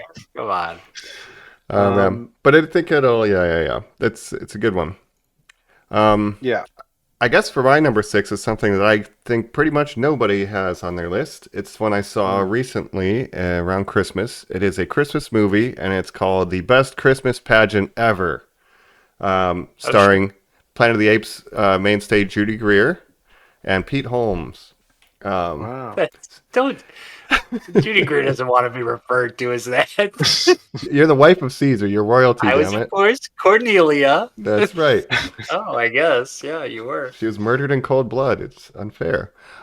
Best Christmas pageant ever, directed by Dallas Jenkins. I think it's the first time directorial debut here, but it's basically an amalgamation of every Christmas movie we grew up watching. Like, it really is just kind of a send up to the classic Christmas movies. It has a lot of A Christmas Story in its DNA and you know, some other ones, but it feels like an instant classic. Like, I watched it twice in the same day over Christmas break with my parents just because I missed the very beginning. Then we just let it roll, and I just let it keep rolling to the end again. I'm like, this is a cozy little fun modern Christmas movie. So I was just surprised by that. I think we have a new every year rotation. Yeah. So I gotta check that one out. I haven't heard about it. So I haven't watched it. I was in the show as a kid. I played one of the what are they called? The Herdmans, Mike? The bad kids. Yeah, the Herdmans. Yeah. Right, reference. Yeah, so it's like the bad kids start going to church and they want to participate in the Christmas pageant, but then all the snooty moms and stuff are like, you can't let the bad kids be Mary and Joseph, and it's this kind of, what are the values of Christmas? You know, it's very kind of, you know. So it's based on a play or something?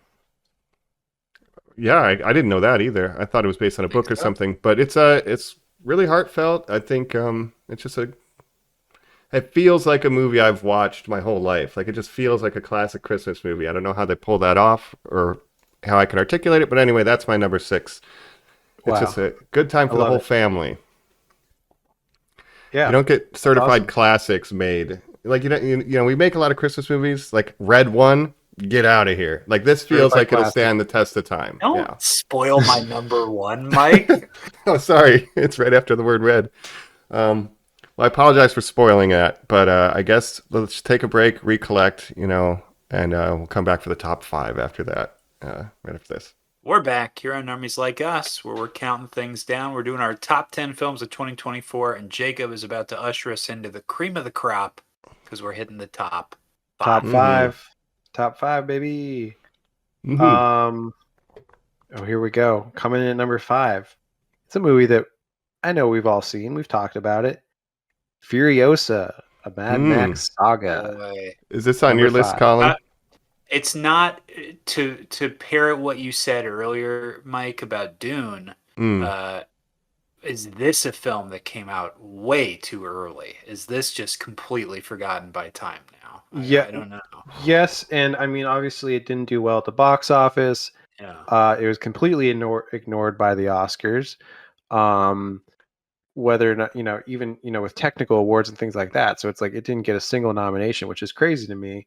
When That's you compare insane. like Fury Road, that got a ton of nominations, at least for technical awards and stuff. So yeah, Chris Hemsworth to not get supporting actor is it's crime. Yeah. So just an overlooked movie, but I still loved it, and I still think about it to this day. And I want to rewatch it actually because it's been a while. You know, it's been almost a year since I've seen it. So yeah, I mean, we've talked about it already, so I don't have too much to say. But it's a movie that I liked a lot. Probably higher on it than you guys, obviously, for my placement at number 5 on my list. But yeah. Right. Well, let me tell you, maybe in the interest of time, because it is on my list. It's at 4, so I was right next to you in placements there. So I came around on this movie. I was harder on it initially, but I've seen it several times now. And I see it as the Odyssey. It's its own thing. And yeah, I have a lot of respect for this movie now after sitting with it. So yeah. Right. I don't respect no movie unless the Octo God tells me to. That's right. You know, it sucks that he was maybe correct in his predicting that there is no hope. Likely. There is now hope. Where are you going? So full of. He deserves a nominee. Come on. It's an incredibly quotable movie for being a sequel to the most quotable film ever made. Do you have it in you to make it epic? Yeah. Yeah. That's like him. If you look at him and Austin Butler in Dune, both snubbed for Best Supporting Actor. I mean, I'm looking at okay, so you had you have Kieran Culkin, you have Edward Norton as Pete Seeger in A Complete Unknown, you have Guy Pearce in The Brutalist, you have Jeremy Strong, and you have Yura Borisov from Anora, which maybe we'll talk about in a little bit. Will you just tell me, like, what is The Brutalist? What is it It's about? Adrian Brody Brutalist smoking is cigs for about- 3 hours, drawing buildings. Yeah, it's about an architect who's like, it's about art and architecture. It's about heroin. It's like an epic, right? And it's about And so does Guy the Pearce Holocaust. lead like a roving game of bikers in this movie? Like, is he an over the top character? Because how could he be up over Chris That Hemsworth? I don't Yeah. think he's that, but yeah, I haven't seen the Brutalist yet, but it's like a big Does epic. he have all white skin and does he carry a blade and say that like The knife chip nobody and shatter. Yeah, it's Ah. surprising. I mean, Jacob in that episode described him as the ultimate hater. I love that. Yeah. Yeah. No, yeah, it's him being crazy. snubbed and who were we just talking about? Chris Hemsworth. I mean, Yeah. and Yura Borisov and Anora. I mean, I thought he was good, but like, really him over those two is surprising to me. He's not the person I would have cut from that list that you just said. Mm. So I don't know. Fair. But yeah, just a movie that came out, I think, too early, like we're saying. Yeah, Chris Hemsworth he's having the most fun of his career, clearly. Like, it's a great movie. And some of the technical stuff is even more technical than Fury Road. Like, the paragliders, bro. You kidding me? Come on. Yeah. Oh, and I mean, you have to respect George Miller's insane world building and just the epic kind of scope of this movie. I also want to mention. So you have Chris Hemsworth doing this. You have Sebastian Stan doing these interesting roles, and then compare that to Chris Evans, who's doing Red One in these like direct to Netflix movies and stuff. It's like, man, post MCU career, like what happened, man? The closest he got was Knives Out. He almost escaped. Yeah. He had some velocity, but couldn't quite get out. Right. Yeah, he did one interesting role. I mean, he was in The Gray Man, the Russo brothers movie, The Gray Man. Snowpiercer. Right? Everyone's favorite. What's that? Snowpiercer? Snowpiercer. Yeah, but that was that's around the same time as like Captain America. He was coming yeah. into it. Yeah. Okay. But his post MCU career has been not very good, especially compared outside to of Knives Out, he's done nothing interesting. No. Sorry, Chris. So you're the least good Chris. You're not my least favorite Chris, but you're. Oh. I mean, Chris Pratt is still out there, so I'm going to put him above Chris Pratt. But compare him to some of these other Chris's. There's no Chris Pine. Chris Pine is the best Chris I think. Pine. We're still landing Yeah. on it. Meanwhile, Mario out here telling you how he's a normal guy when he's playing golf with his pastor. You're like, No. Yeah. All right, man. Fair. Well, good 5. Yeah. Furiosa, number 5. Nice. There we go. Moving on. Rev it up. Colin, what do you have at 5? Another one you already talked about, Mike. We're going number 5. I saw the TV Glow. Oh, wow. Way high up. Nice. We're going to talk about it more because, Jacob, you have not hit it yet, right? That's right. Wow, it's climbing. Here's what I'll say about it. Dungeons & Dragons was my number 1 last year. That stars Justice Smith. I don't really care about Justice Smith, a.k.a. Detective Pikachu himself. I think he's a fine actor. Every time I see him in something, I'm always kind of like, oh, what an interesting choice. I would have cast 20 people before this kid. Right. This film, I Saw the TV Glow, is the film that convinced me he's very deserving of every film he appears in. He's so squirmy and uncomfortable in his skin, which is kind of the hidden premise of this film. And at the end, not kind of a spoiler, when he is an old man, and you see, you're just filled with dread from that alone of like, oh no, you wasted your life. And it is such a wake-up call to you as a viewer, being like, oh no, he sat around and just assumed his life would change and get better, and it never did. What am I going to do? And it really hits, and it makes me very sad. Yeah. It's one of the most effective kind of final notes or something. Yeah, it's really well done. Yeah, I'm glad this movie's climbing. It's maybe climbing in my heart the more I think. I've only seen it the once, but Justice Smith is good. Like in Jurassic World or whatever. Yeah, whatever. Anybody could be here, but in this movie, I forgot he is in that. See, yeah. Yeah, I would say this movie, I think it's such a millennial experience movie of like growing up as a millennial too, because it's directed by a millennial. And it's set, as someone growing up in the 90s as a kid, and then you see them at an older age and stuff. And yeah, I'll talk more about it when I Cool. get to it on my list as well. But yeah, great choice. No, that's a great choice. Well, I have a 5. I already know what my 4 was, but I think my 5 might be climbing too. But I have Anora. We were just talking about the Oscars. I Anora. adore this movie, and I'm sure we'll talk about it more. But Mikey Madsen, Chef's Kiss, baby. Absolutely. Yeah. Scream, we love her. Boy, do I Scream like her. 5. Yeah, this was directed by Sean Baker, who I don't know if you guys have seen some of his other films, Red Rocket, The Florida Project. I've heard of these, but I've never seen them. But this entices me to watch his other projects. I know William H. Macy's in The Florida Project, right? Or not William H. Macy, sorry. Willem Willem Dafoe. Dafoe. Yep. Yeah. But yeah, Nora. He makes these independent movies. He makes these kind of character studies of these interesting characters that maybe wouldn't get recognition in a more mainstream kind of movie. I mean, this is a movie about a sex worker, right? Someone who works as in a strip club. Yeah. Yep.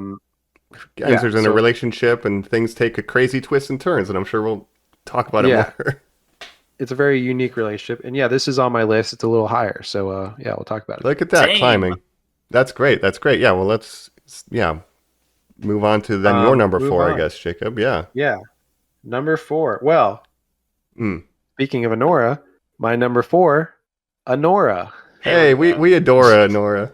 We adore Anora here. That's right. I saw this on New Year's Eve. I went to the theaters and saw this. Oh, cool. Even before, and I saw Nosferatu on New Year's Day. So I wanted to see them both, and they were both playing at the theater. And I chose this one first because this seems like a good New Year's Eve movie. Just go in the afternoon, watch this movie, and I had a great time watching it. And it really is. I mean, it's the first half is so fun and such an interesting premise, and then the second half you kind of see the downfall of everything. It's going to go wrong at some point. And so I just love the whole journey. Yeah, agree. It's And Mikey Madsen, I mean, obviously it's a star-making performance in here. She's nominated for Best Actress, might win even. I don't know, but I could see it. Yeah, she's really coming out. And for someone who I thought was good in Scream 5, but I hadn't really seen too much of her otherwise. But yeah, she's really breaking out here. You ever do that Louis C.K. produced show, Better Things, with No. What the hell is her name? Pamela Adlon. No. I haven't seen Mom, she kind of plays herself. She has 3 daughters. The oldest daughter, Mikey Madsen. I know you're a huge Louis C.K. fan. I never shut up about him. Right. I'm always calling you, Jacob, and doing the things without your consent when I'm telling you about Louis C.K. That's right. Jacking off. I also want to say about Anora. I thought the other, not just Mikey Madsen, but the other actors are good. Obviously, Yura Borisov, who's nominated for Best Supporting Actor, who plays sort of the goon later on that kind of she opens up to. Right. I call him Eastern European Christian McCaffrey because he looks like Christian McCaffrey, the NFL running back. Very specific. And I think the little twink that plays her Russian husband, right? I thought he was great too. He is good. So I was kind of surprised actually. I thought he was better than this other guy, but for an Oscar level performance, and I thought it was such an interesting role. But they sort of have this weird chemistry, and it's just an interesting movie. Yep, very unique too. I say, yeah, it's lovely. So that's 4. That's my number 4. Gotcha. So Colin, where are you at? What's your number 4? Coming in at number 4, we're keeping things sexy with, of course, Count Fuckula himself. Count Freakula back at it again. You will address me by my title, Count Freakula. Yeah. He's just trying to freak it. He's just trying to freak it. 400 years. Just trying to freak it. a beautiful film. I saw it on Christmas around Christmas with my brother, and he still talks about it and says like, "Man, what a weird movie that was. That was so one of a kind." And I keep saying, "Yeah, absolutely. We love Robert Eggers on this podcast, Mike. Mhm. Obviously, we did a whole episode on it. You were very struck by this film. We'll talk about it a little more. Yes. Boy, well, I mean, again."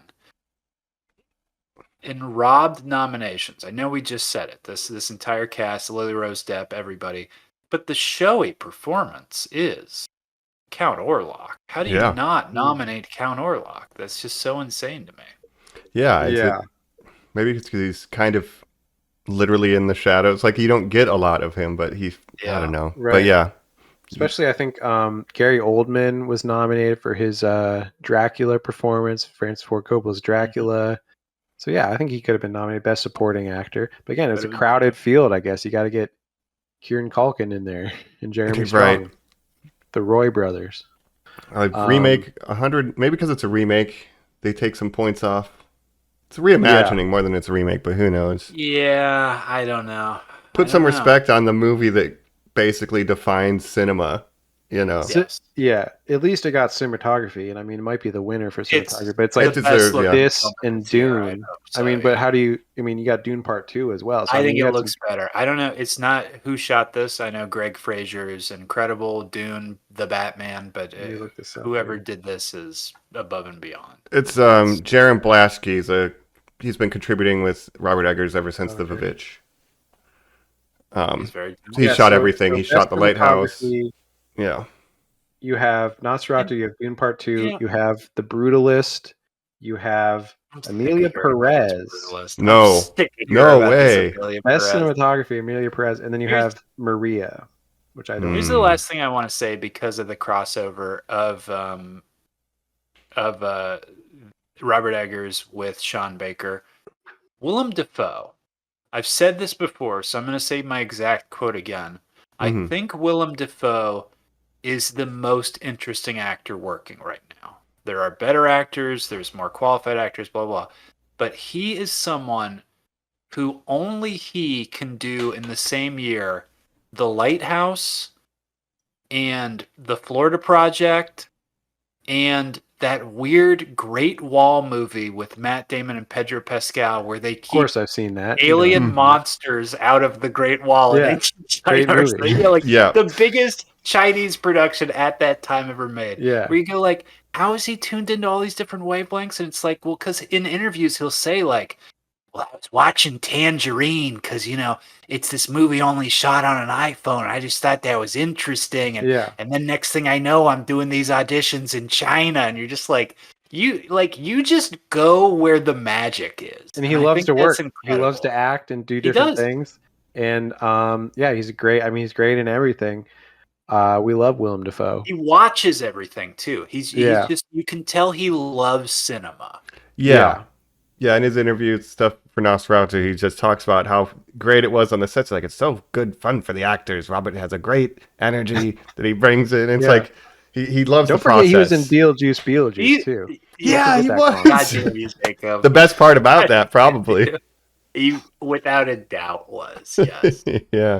I think him and I think Robert Eggers and Yorgos Lanthimos kind of have a split custody of him right now, where he's supposed to be in like the next 3 Yorgos Lanthimos movies, and he's going to be in every Robert Eggers. Did anybody movie. see Kinds of Kindness? I haven't seen that, no, but Yeah. I mean, he was in Poor Things.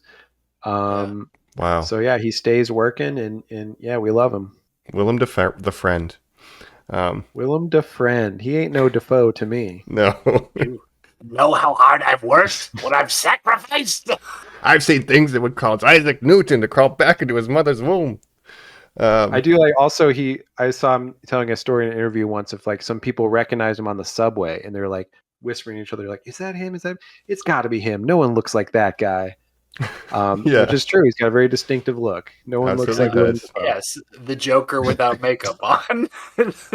I'm a bit of a Van Helsing myself, you know. Do you think on set he was like, Bill, let me just play Orlok for like 2 seconds. I've already done it. And they like shot a couple scenes with him being like, Just let him be a Hey, he doesn't handstand even in. need prosthetics. Yeah. No, it really does not. That's great. Well, I have So, that's going to be back a little bit, and it's on my list. But my 4 I already said was Furiosa. So again, I think just underrated. yeah. It's an epic. Probably I gonna don't get a think lot of it has repeats. as good a cinematography as Nosferatu, but it You're deserves a right. little bit Yeah. more nods. Anyway, we love Yeah. it. I mean, just the nominees I read off for cinematography, it's like, yeah, I can see The Brutalist. I can see Dune and Nosferatu. Maria, I haven't seen it all. Don't know what that is. And then Amelia Perez, was that, you saw that, Mike? Was that a particularly well shot movie? No, it was pretty. I mean, there's a couple interesting choices during the musical numbers where they have live music cues that set like the dream Oh, state, sure. but it's still nothing groundbreaking, nothing we haven't seen Yeah. before. Yeah, it's pretty I guess I'm standard just drama. happy Wicked didn't get nominated because that would have been a travesty, but Yeah, for best cinematography. I'm gonna say it's between Dune and Nosferatu. I It's think got you're to be. right. Yeah, But anyway, gotta be. what's are we getting? Is it time for Top 3? three, We're in the the top 3. bronze All right, medal. the bronze medal Let's for take it the home the bronze, Jacob. Academy Awards. Well, for me, it's another repeat, but number 3, I saw the TV Glow. There it is, the Okay, highest out of Um, anybody. So you were top yeah, I 3. very. really love this movie when I saw it. I mean, yeah, it's definitely up there. It's one of the best movies of the year, I think. And I also want to shout out. So in the movie, obviously, a big part of it is they're obsessed with this '90s TV show, this kids show called The Pink Opaque, right? Mm-hmm. And I just love the way this show is shot. Like it feels so natural to, like, it could have been a '90s show, but it's like a '90s kids show that David Lynch made. But yeah, I think it's beautiful, and I love the Well, soundtrack. Yeah, go ahead. I love when they watch it again when they're older and they're like, "Oh, it sucks." It's like Yeah, bad. right. It's Right. like it's like how you remember seeing something when you were a kid and loving it and building it up in your mind, and then you go back and watch it and you're like, that's nothing like what I remember it being. And that's such a common experience for me anyways. Like I totally Mm-hmm. buy that. But yeah, the soundtrack, I love the Yeah. score, the music selection. It's just all, I mean, it's perfectly gauged to my millennial heart. But yeah, it's totally the kind of movie that I love. So shout Well, out. I yeah. saw the TV Glow. And by design too, the VHS tape sharing, like that was of the culture. Like the Yeah. medium is very millennial, It's like honestly, made it's for something us. that I don't think like Gen Z and younger can really understand growing up that way, because they grew up in the age of smartphones and the internet, and Streaming, we had the internet in the 90s, but it wasn't the same. It was, a dial-up modem, on your family computer or whatever. But so it's just a just Now, different, yeah. yeah. well, awards hardware, is this nominated for anything outside of like Independent Spirit Awards? This is No, certainly not up Oscar for any wise, Oscars. no. Okay. And that's the thing, is like the Oscars really, the Academy rallied behind this Amelia Perez movie, which is embroiled in controversy right now with its lead actress, and not Zoe Mm-hmm. Saldana, but Carla Sofia Gascon, Right. um, who's had some tweets come out. But this movie, I can't wrap my head around the Academy just loving this movie, giving it 13 nominations, which ties it with a couple other movies for the second most ever. And No. it really seems like they were like, oh, it's a movie about trans, like it's a trans movie, it's an Right. issue movie. We're gonna rally around that and show that how progressive we are and stuff.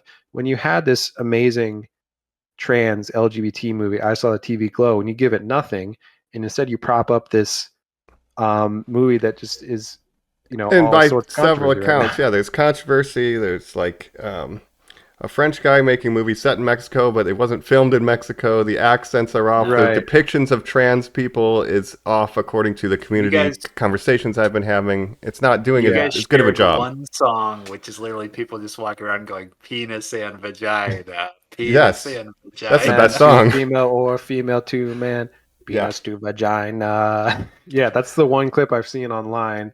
Yeah, Yes. I've heard it, like it's a musical with no good musical numbers. No, the songs are all Um, bad. yeah. Again, Carla Sofia Gascon, first trans actress to be nominated for an Oscar, I believe. And boy, what a mess that turned out to be, because someone uncovered a bunch of her old tweets, not even old tweets, like tweets from 2020, Mm-hmm. racist stuff, Right. Islamophobic stuff. jeez. So it's really blown up, which is interesting because a big theme of that movie, right, is that marginalized people are not perfect. They're imperfect. They have flaws as well. So like it's Right. the leader of a drug cartel wants to, get a sex change operation, right? That's kind of the plot The of it. premise. So what it's it's ironic. about. Mhm. Yeah. And Zoe Saldana is sort of hired to facilitate this transition. Yeah. So you have the first, openly trans actress nominated, and who now has all this bad stuff coming out about it. So it kind of fits the theme of that movie. It's like just because you're, a marginalized identity doesn't mean you're without flaws. So Right. we are all imperfect. So, But yeah, and having seen both of these, like, what succeeds as a movie, just blanket, is I Saw the TV Glow is a better movie, and what serves as serves its message more successfully, I would say, is I Saw the TV Glow as well. So But yeah, this whole Amelia Perez, it just reeks of this sort of Oscar somebody said it. virtue signaling. Is this the crash of our generation? Is what I've been Yeah, seeing thrown out. Crash, Green Book. Yeah.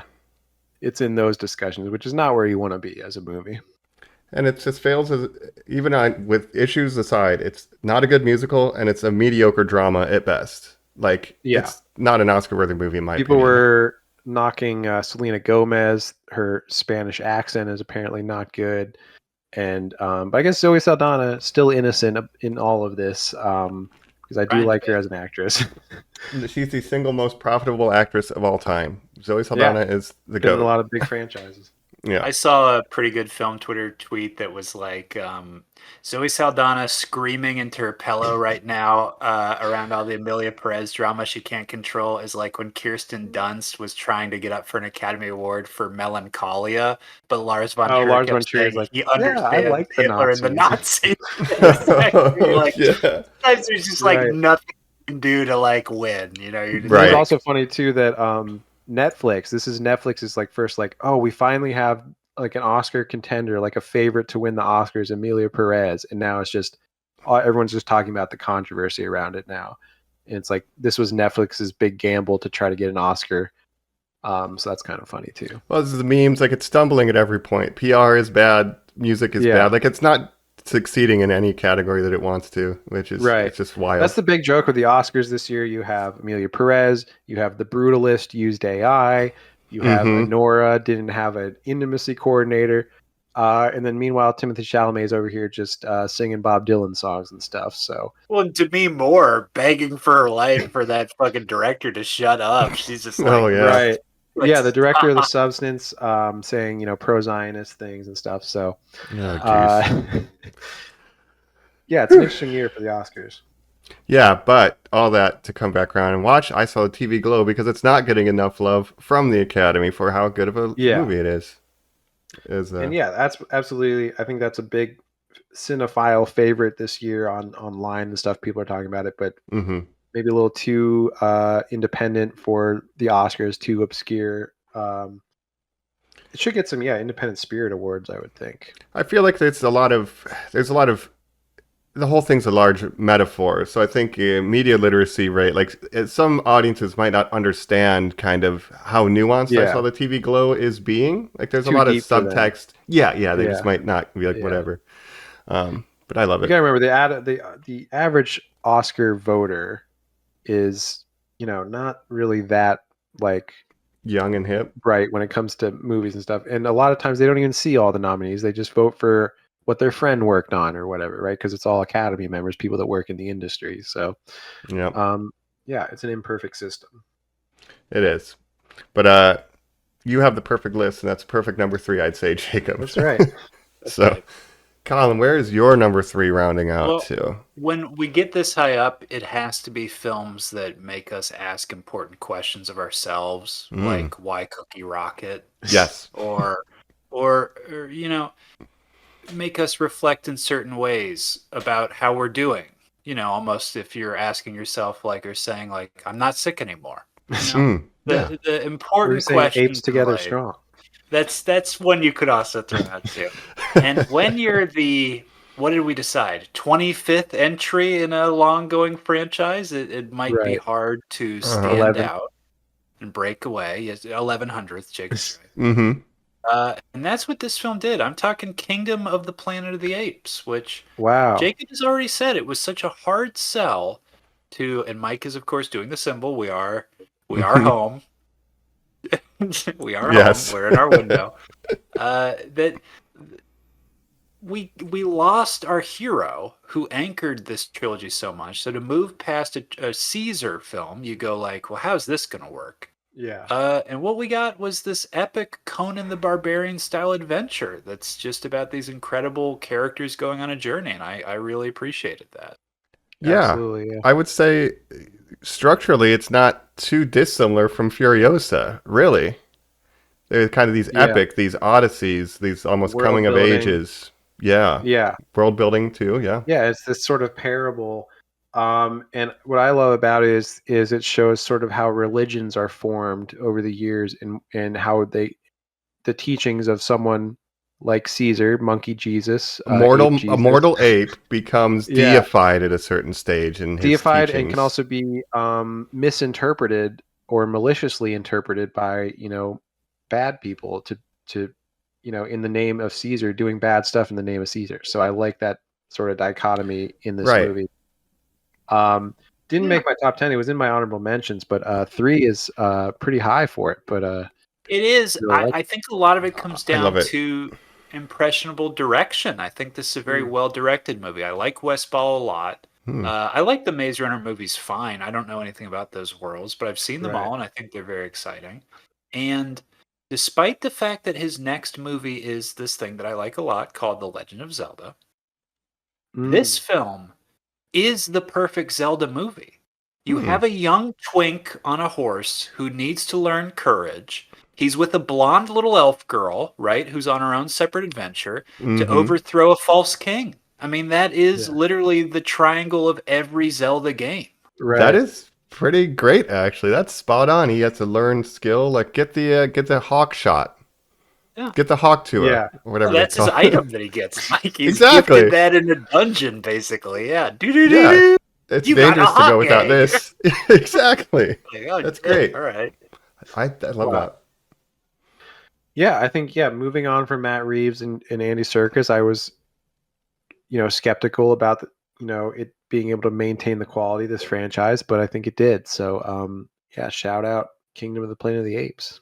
The weirdest franchise that somehow mostly doesn't going. suck and keeps going. Yeah. Shocking.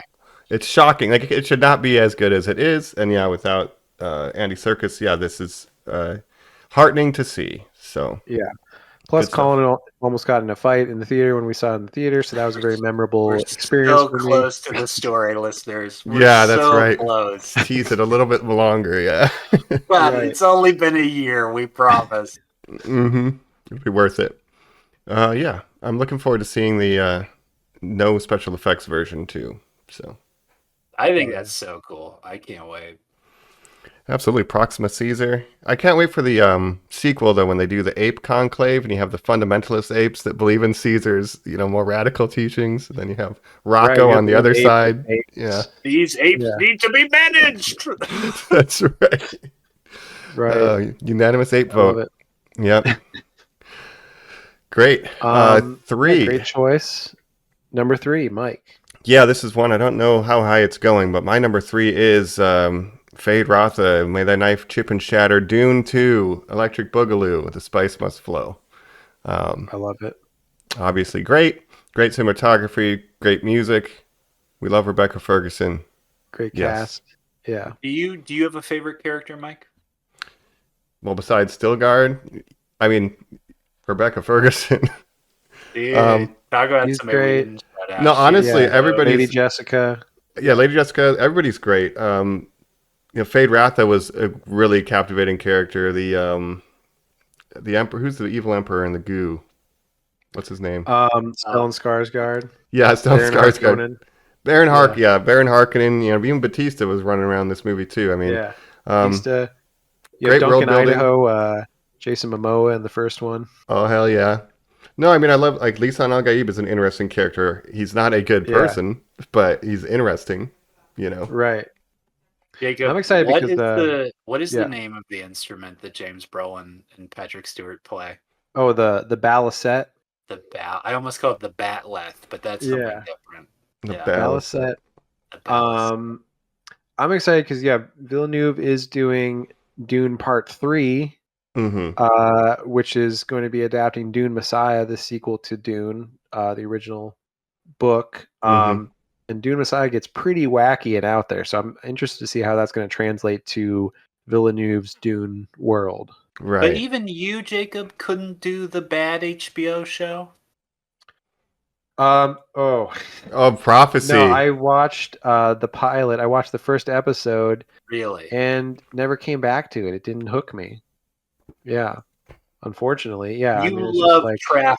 We should reiterate. You love trash sci-fi series. yes. And this I couldn't get into.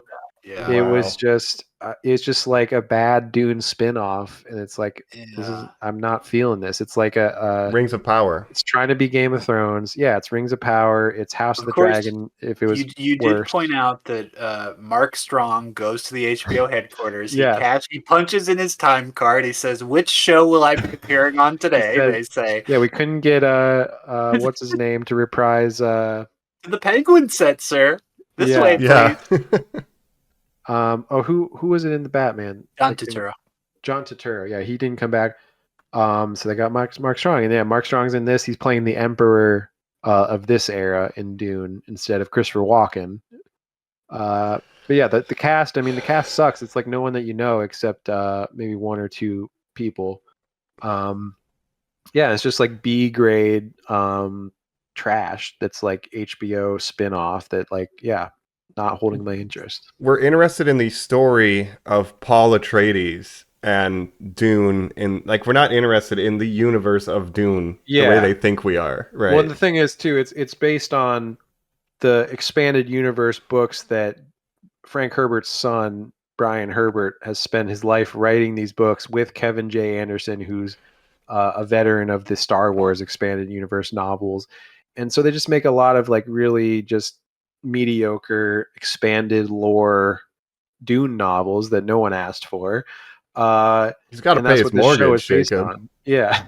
Well, and we've said it before. Like Jacob pointed out, like the singular interests combining of an old hippie dude who's obsessed with mushrooms and Shierra law coming together to like mix this story. Your son would never be able to replicate that. Your son isn't just born being like, well, Dad liked mushrooms and Islam. I guess I should like those things too. Yeah. It's like, well, that's never going to work. Yeah, Right. and the son is not as good of an author as the father, and he's trying to, it's sort of like the Star Wars, where it's like you hear about the Clone Wars, and then you see the Clone Wars spelled out, and you're like, well, that's not what I really imagined it to be. Yeah, Right, yeah. And he sort of does that, like there's books about the Balurian Jihad, which you hear about in Dune, is like when the humans overthrew the AIs and everything. It was a big battle between the humans versus the AIs, very Terminator, right? And that's basically what he turned the novels into. But people are like, we liked it better when we didn't know every detail about, the prequels and everything. So, yeah. Yeah, but we love Dune too. But we don't need to right. make TV shows. We keep saying it. I keep saying it. Not everything needs a TV show. No, well, don't tell David Zaslav that. All right.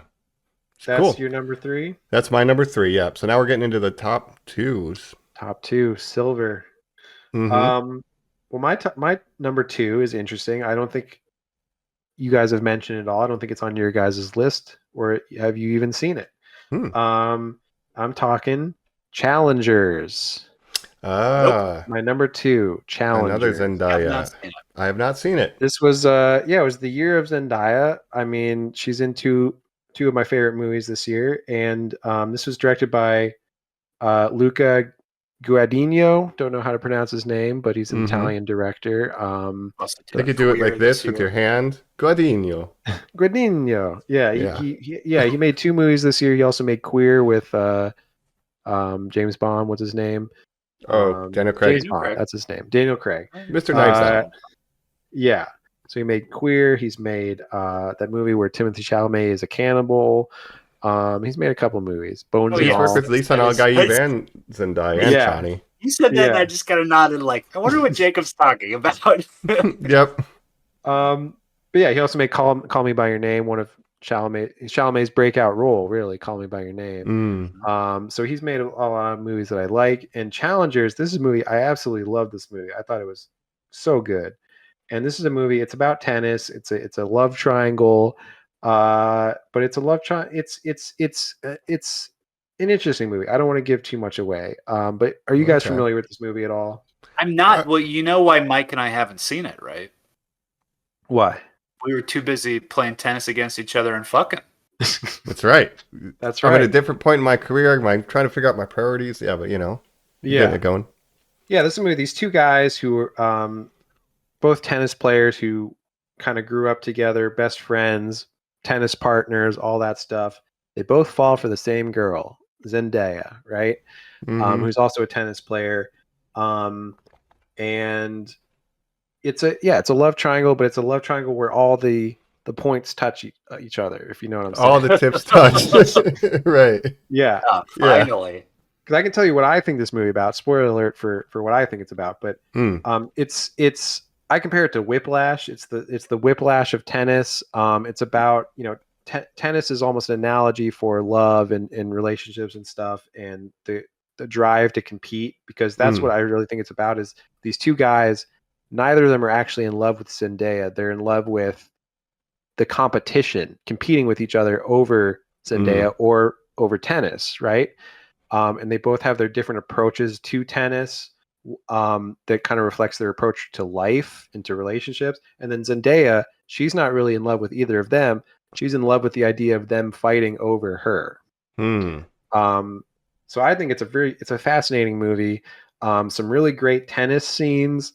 An incredible score by Trent Reznor and Atticus Ross. Oh, cool. Sort of an EDM techno tinged score.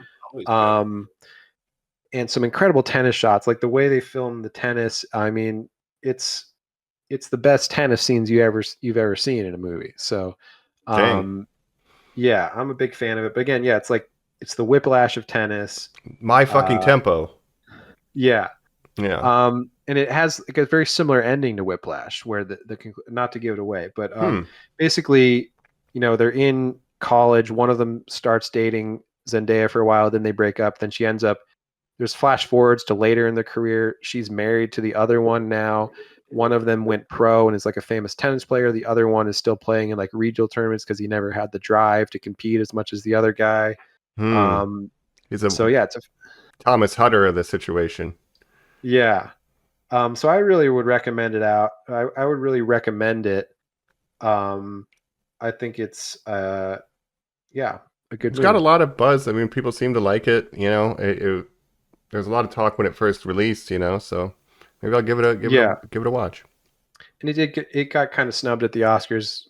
Like, it didn't get, I don't know if it got any nominations, but I thought it was really good.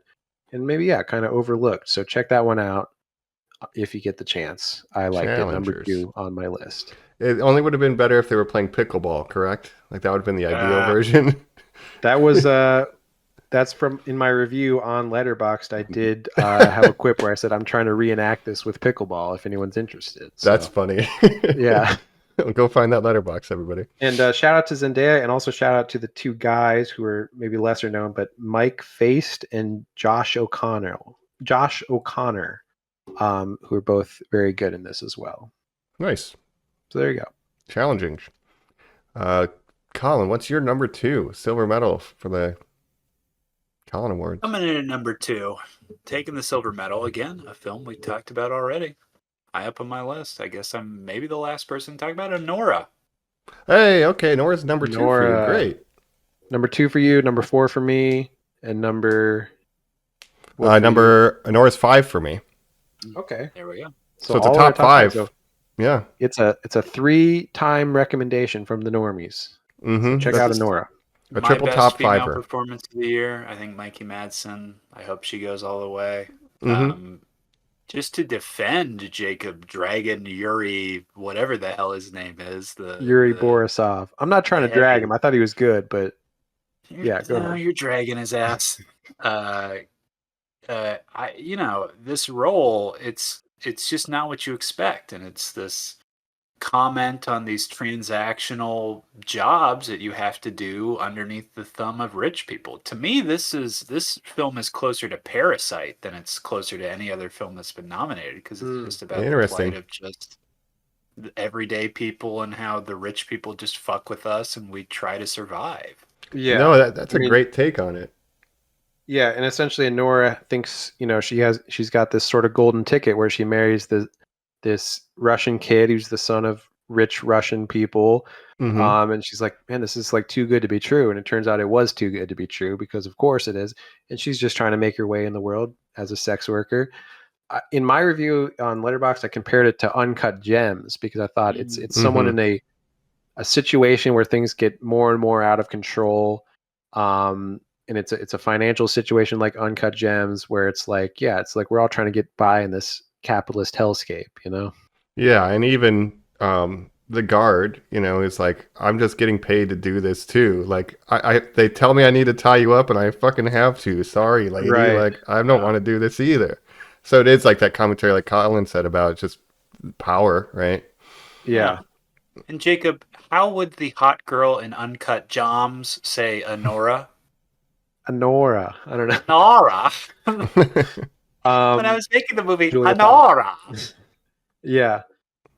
So you thought Yuri Borisov should be nominated for Best Just, Supporting I would say strictly for that last moment. Again, I'm not going to Yeah. do spoilers for the ending, but there is the connection that these two have this entire time that plays off in one final moment, and then the emotional response that it drives these two people to have after that moment is Mhm. so heartbreaking to me that, yeah, I think they both deserve it because they nail it. They nail the ending.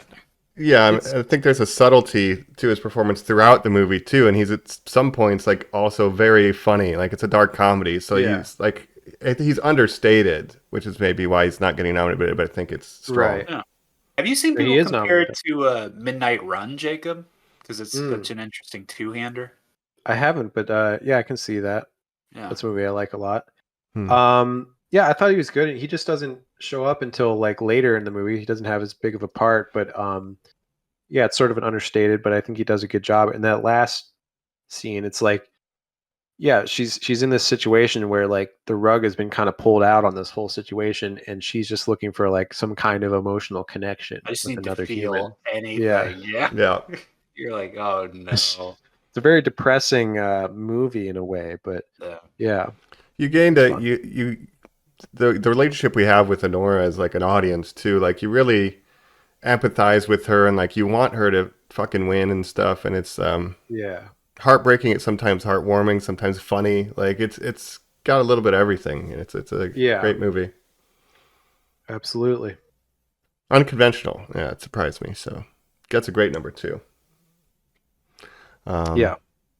All right. And your number 2? My number 2, silver medal. We're back at it again. It's Nosferatu at number 2. Wow. Freakula. Too. I've been enraptured with this movie, enamored, I guess. So I've watched the original a bunch. I've watched the Herzog version. I've watched this one multiple times in the theater. I can't stop studying the cinematography and watching interviews. I just love that it's a love letter to a movie that kind of gave birth to the horror genre and large swaths of cinema tropes as a whole, so. Yeah. Have you learned anything incredible since our episode covering it, Mike? I mean, they did make, I think I mentioned the lens filters to filter out red and yellow wavelengths of light. A lot of the nighttime scenes I learned were shot day for night, much like they were in the original Nosferatu, which was a creative choice to do day for night because that's how they did it back in the day. So that was something I learned. And I meant to mention on the episode, but didn't, or maybe I did, but when Thomas walks into the thing and he's like, I'm going to Nosferatu's castle, and all the villagers stop and they're like, whoa, dog. Like, that's the first time that was done in cinema, that trope of like, you walk into the saloon and everybody looks at you. Like it invented a lot of tropes that we don't think about, and that's one of them that was originated in Nosferatu. They do it in American Werewolf in London, for God's sake. So, Right. a movie for fans of cinema, and that's why I like it. Yeah. That's great. Yep, that's it. Robert Eggers, he's a nerd. I'm a nerd. He nerds it up. And what do you think about his comments where he's like, I could never have a cell phone in my movie. I would like kill myself if I had to photograph a cell phone. I don't know. I'm here for it, honestly. If he just wants to make old timey stuff, heck yeah, he's doing a Yeah. werewolf movie next. Kind of Sign me up for proud of that. that. Yeah. Yeah, Right. he loves researching old timey stuff. He just loves That's research. his niche. Mhm. Right. So yeah, it's, Freakula number 2, great stuff.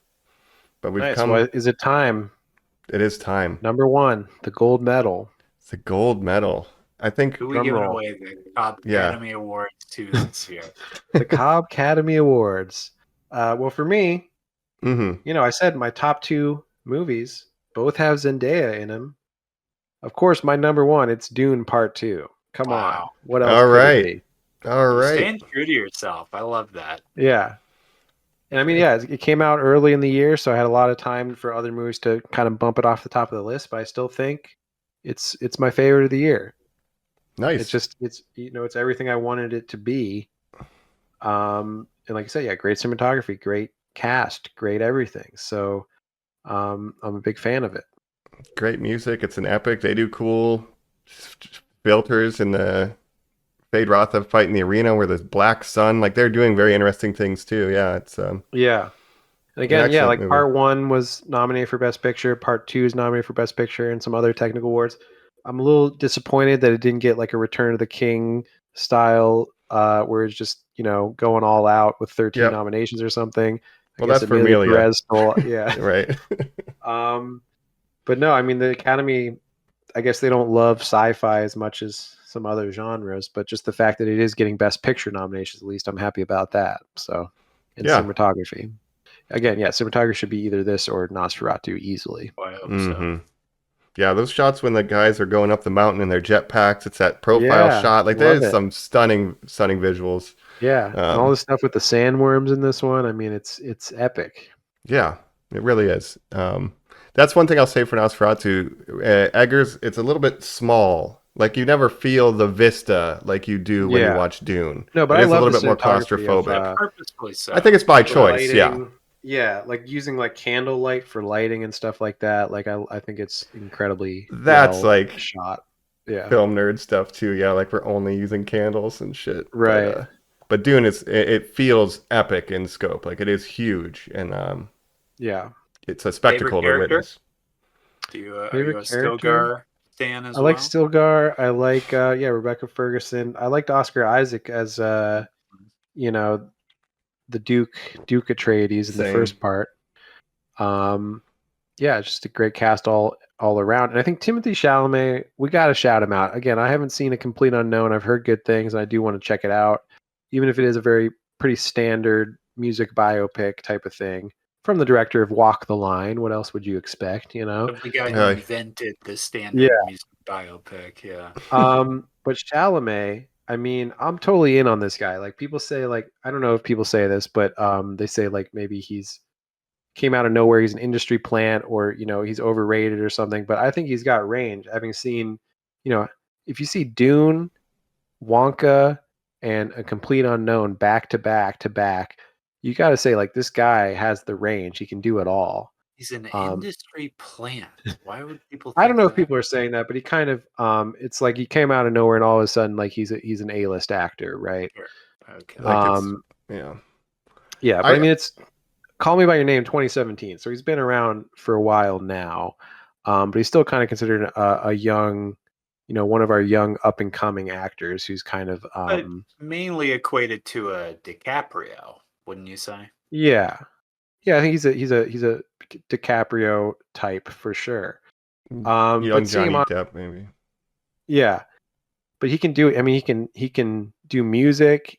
He was on SNL and he was the musical guest on his episode of SNL, and he did like Bob Dylan's covers. Right. Yeah.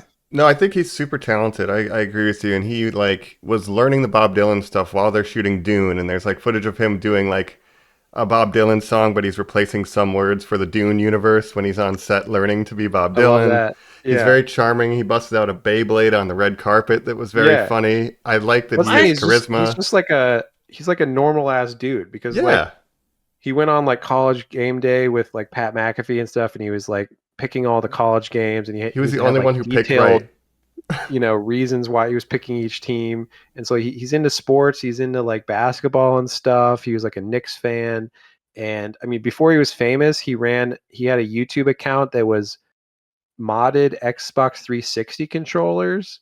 Dude, that's so sick. Yeah. What? He was just a normal guy before he became a famous actor. That's what's That's amazing. awesome. And he didn't break out until like his 20s. So like his teens, he was just a normal ass dude. You're like super excited that he's part of the Kardashian empire.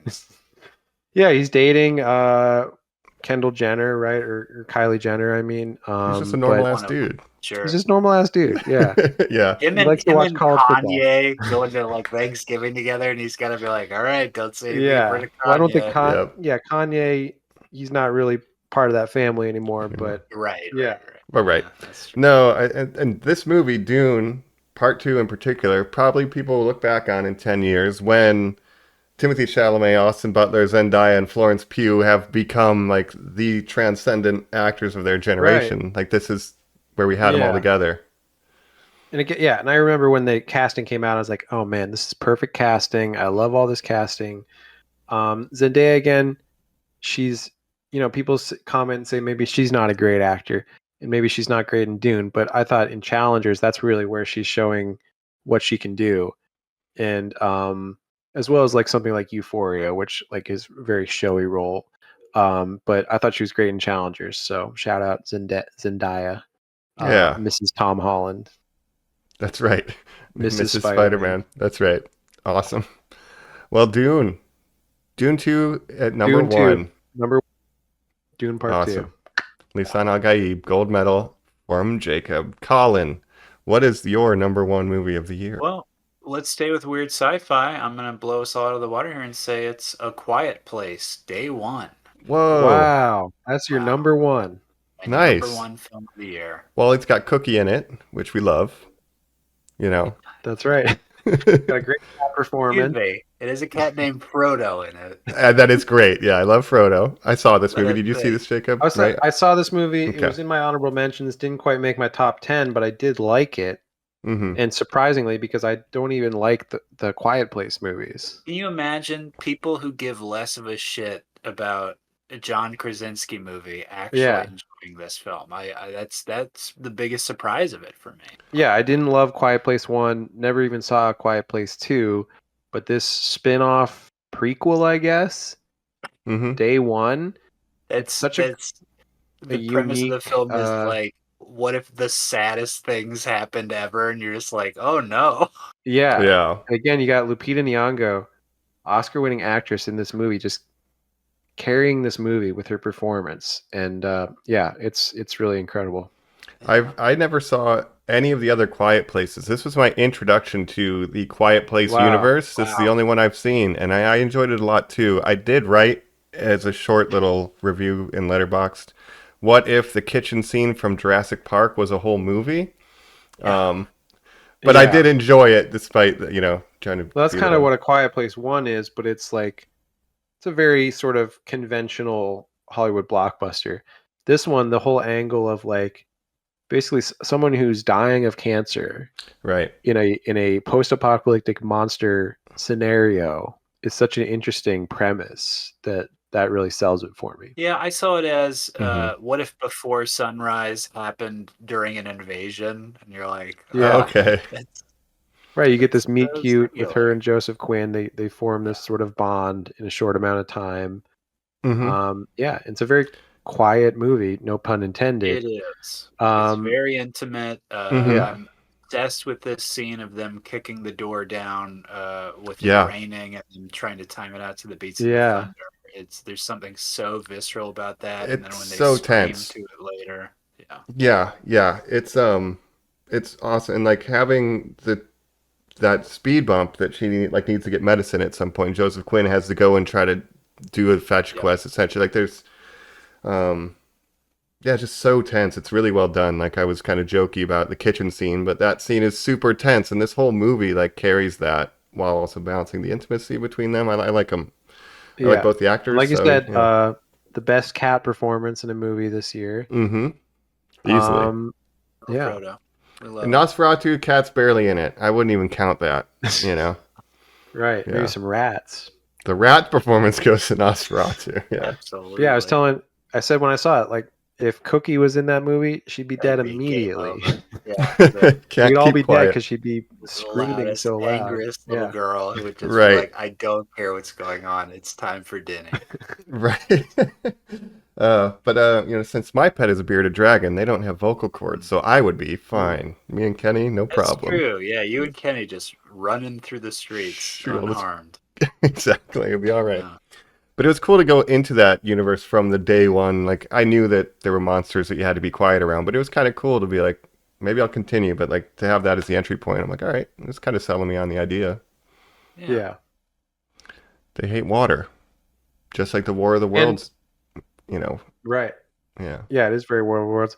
And when I saw the director of this movie, which I gotta look up his name, but Oh yes. directed a movie called Pig, starring Nicolas Cage, which is a very quiet sort of movie about a man who has got a truffle hunting pig, and he just wants to get his pig, right?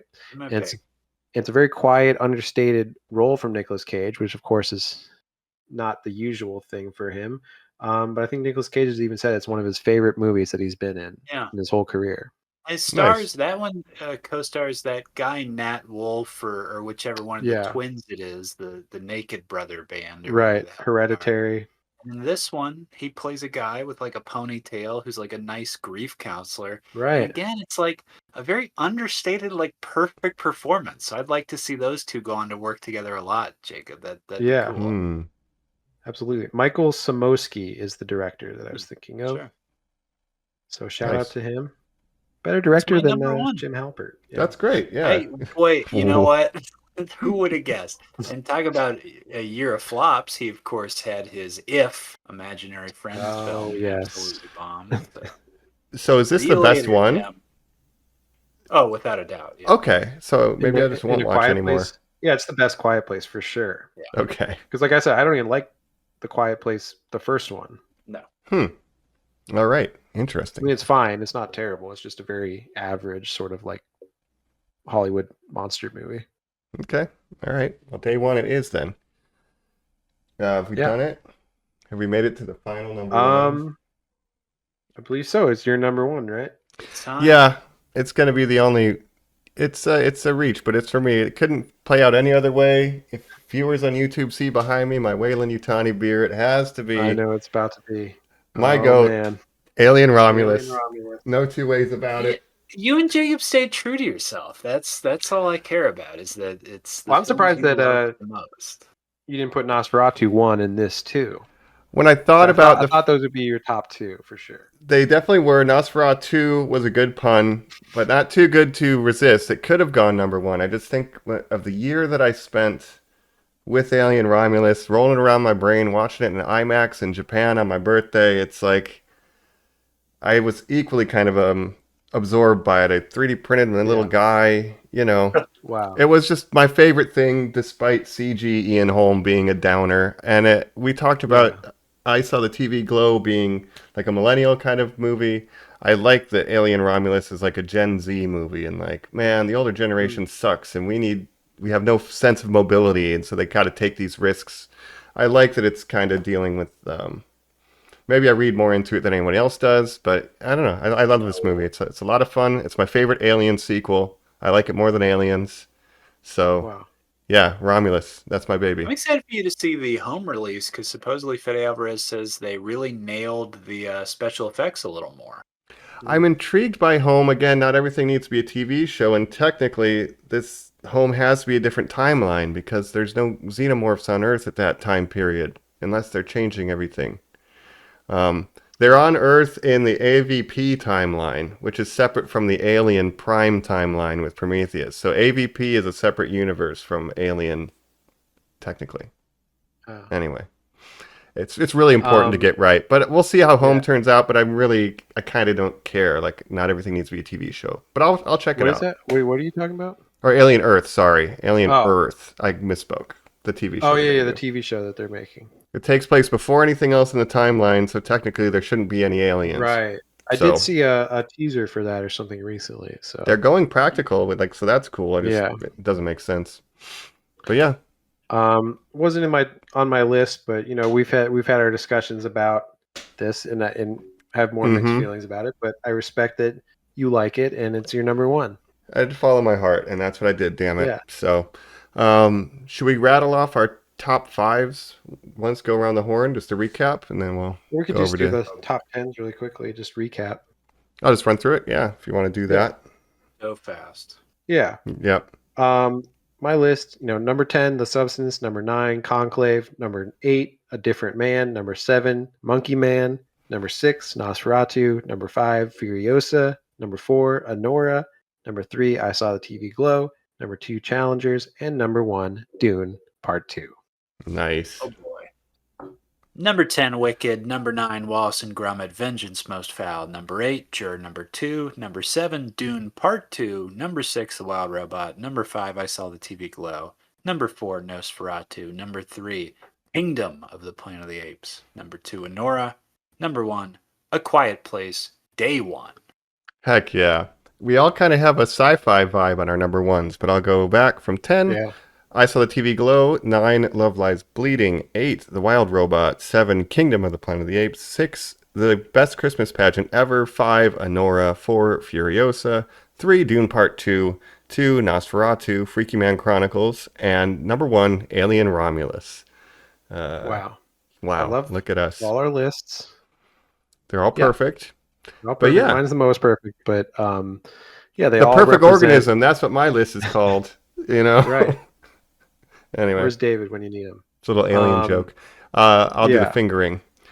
But yeah, I think that our lists represent our tastes and our interests very well. So, Normies, if you haven't seen any of the movies on our list, check them out and let us know what your top tens are. What your favorite movies of 2024 are.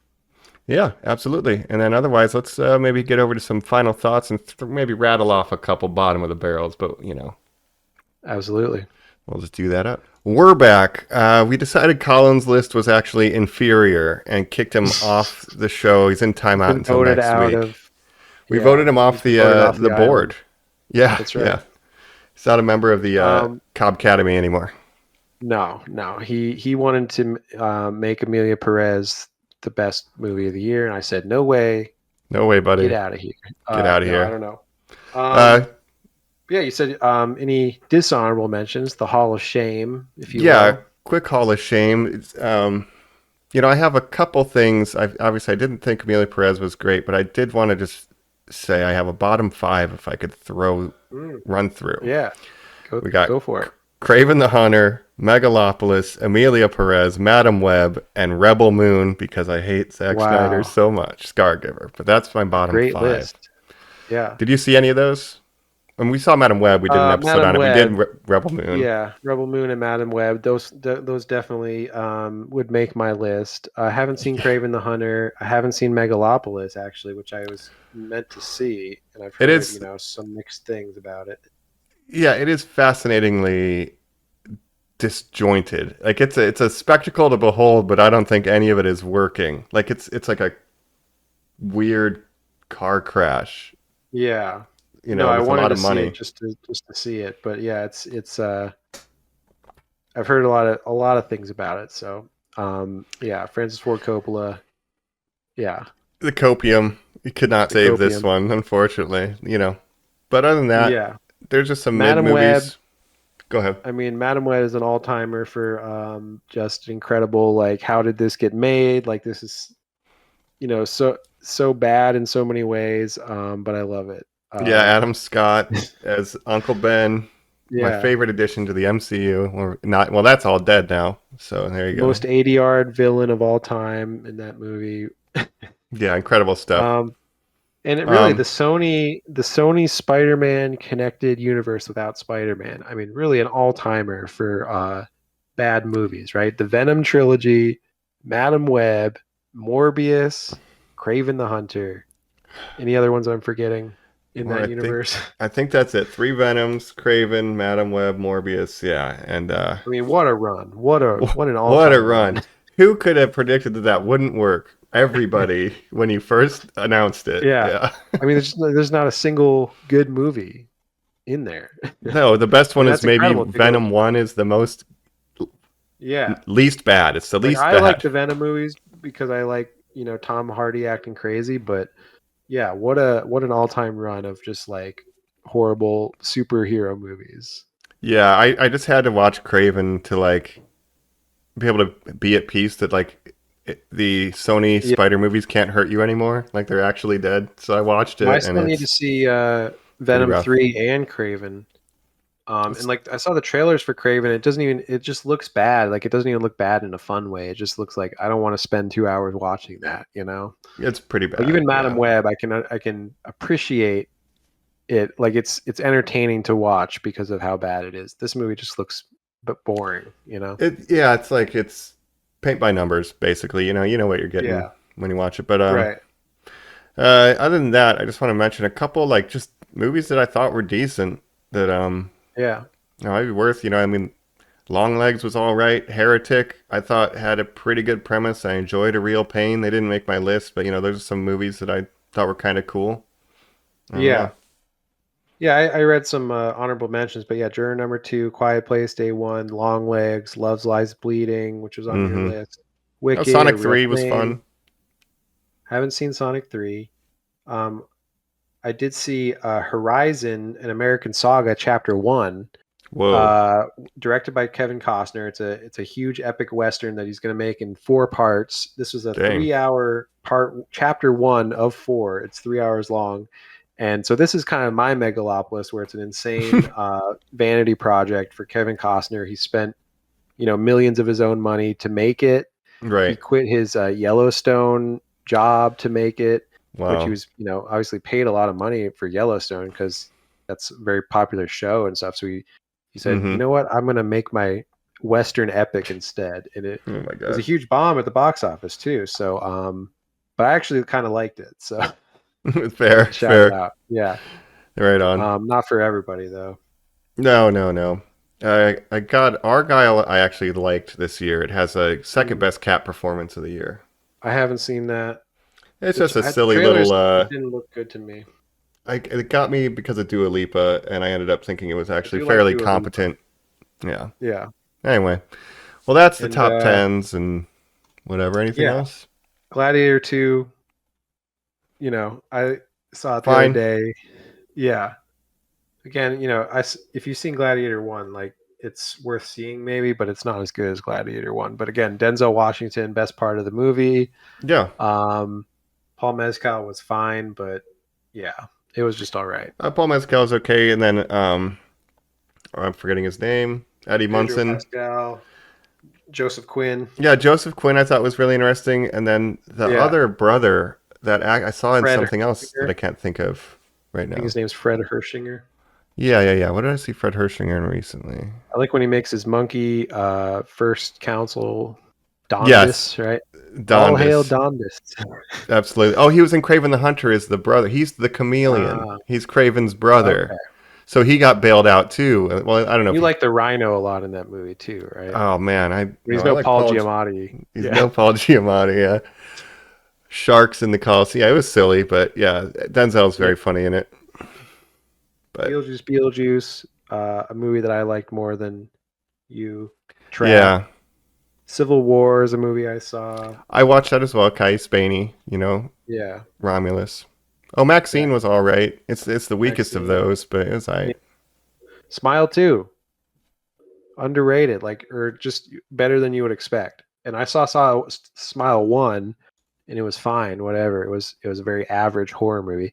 But Smile 2 actually has an interesting premise, and it's actually really well made. So shout out Smile 2. Check that one out. There's an actor from Smile 2. We just did 2024, but I want to mention January, February normally is like the dumping ground for movies that are going to be bad, right? Yeah. But an actor from Smile 2 was a co-star in Companion that I saw that I think is actually an excellent movie that's been released in January, which is usually pretty rare. So I just wanted to shout that out. That off the pod. Wait, what actor was in Smile 2 though? What's his name? Let me look up the cast. I know his fate in Smile 2 because Lucas Gage. Oh, yeah. Mm-hmm. Okay, yeah, I remember who that is. Yeah, Smile 2. It's like It Follows kind of premise where this curse or whatever goes from one person to the next, and you end up dying at the end of it. And then whoever witnesses your death, it's passed on to you. But Mm. and Smile 2 revolves around a celebrity, like a pop star, who it's passed on to her, Oh, so she starts seeing people smile and stuff. I Yeah. have seen that trailer. I think, yeah, the celebrity angle seems to make it kind of more. Yeah, it's really You're in the interesting. And the public lead role eye. is Naomi Scott, who was in that Power Rangers movie. If you ever saw the Power Rangers movie Oh, from a right, couple right, of years right. ago. Yeah. Okay, Smile 2. So I don't need to watch Smile 1 to watch it?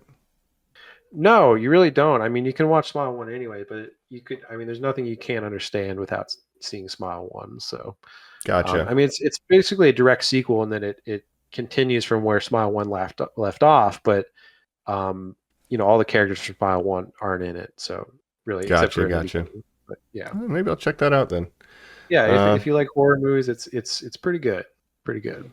all right, nice. Yeah, and like Heretic has Sophie Thatcher, who's also I've in. heard of Heretic. Yeah, Sophie Yeah, Thatcher. and she was good in Heretic, and that's why I wanted to see Companion. It's Jack Quaid too. Got my guy Jack Yeah. Quaid, but that's why I want to watch The Yeah. Substance because it's Dennis Quaid. Dennis Quaid, yeah.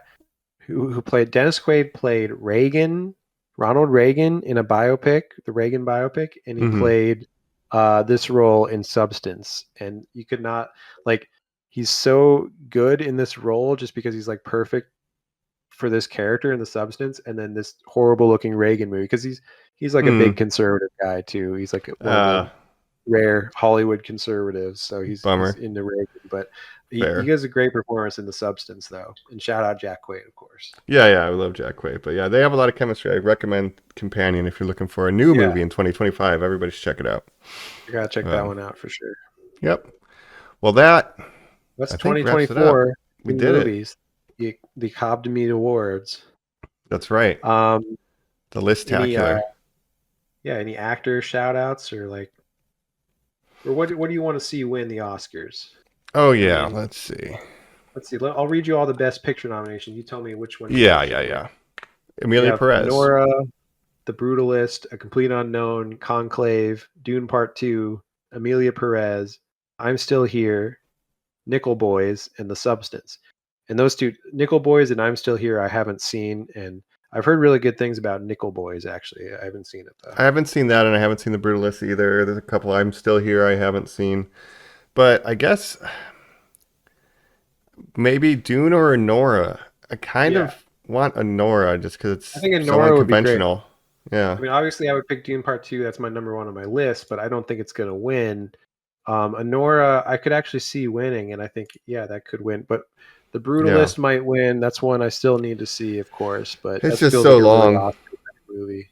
Yeah, that is like the template. A tortured, brilliant mind of a fucking genius guy. He's so brooding. It's an Oppenheimer template, Right.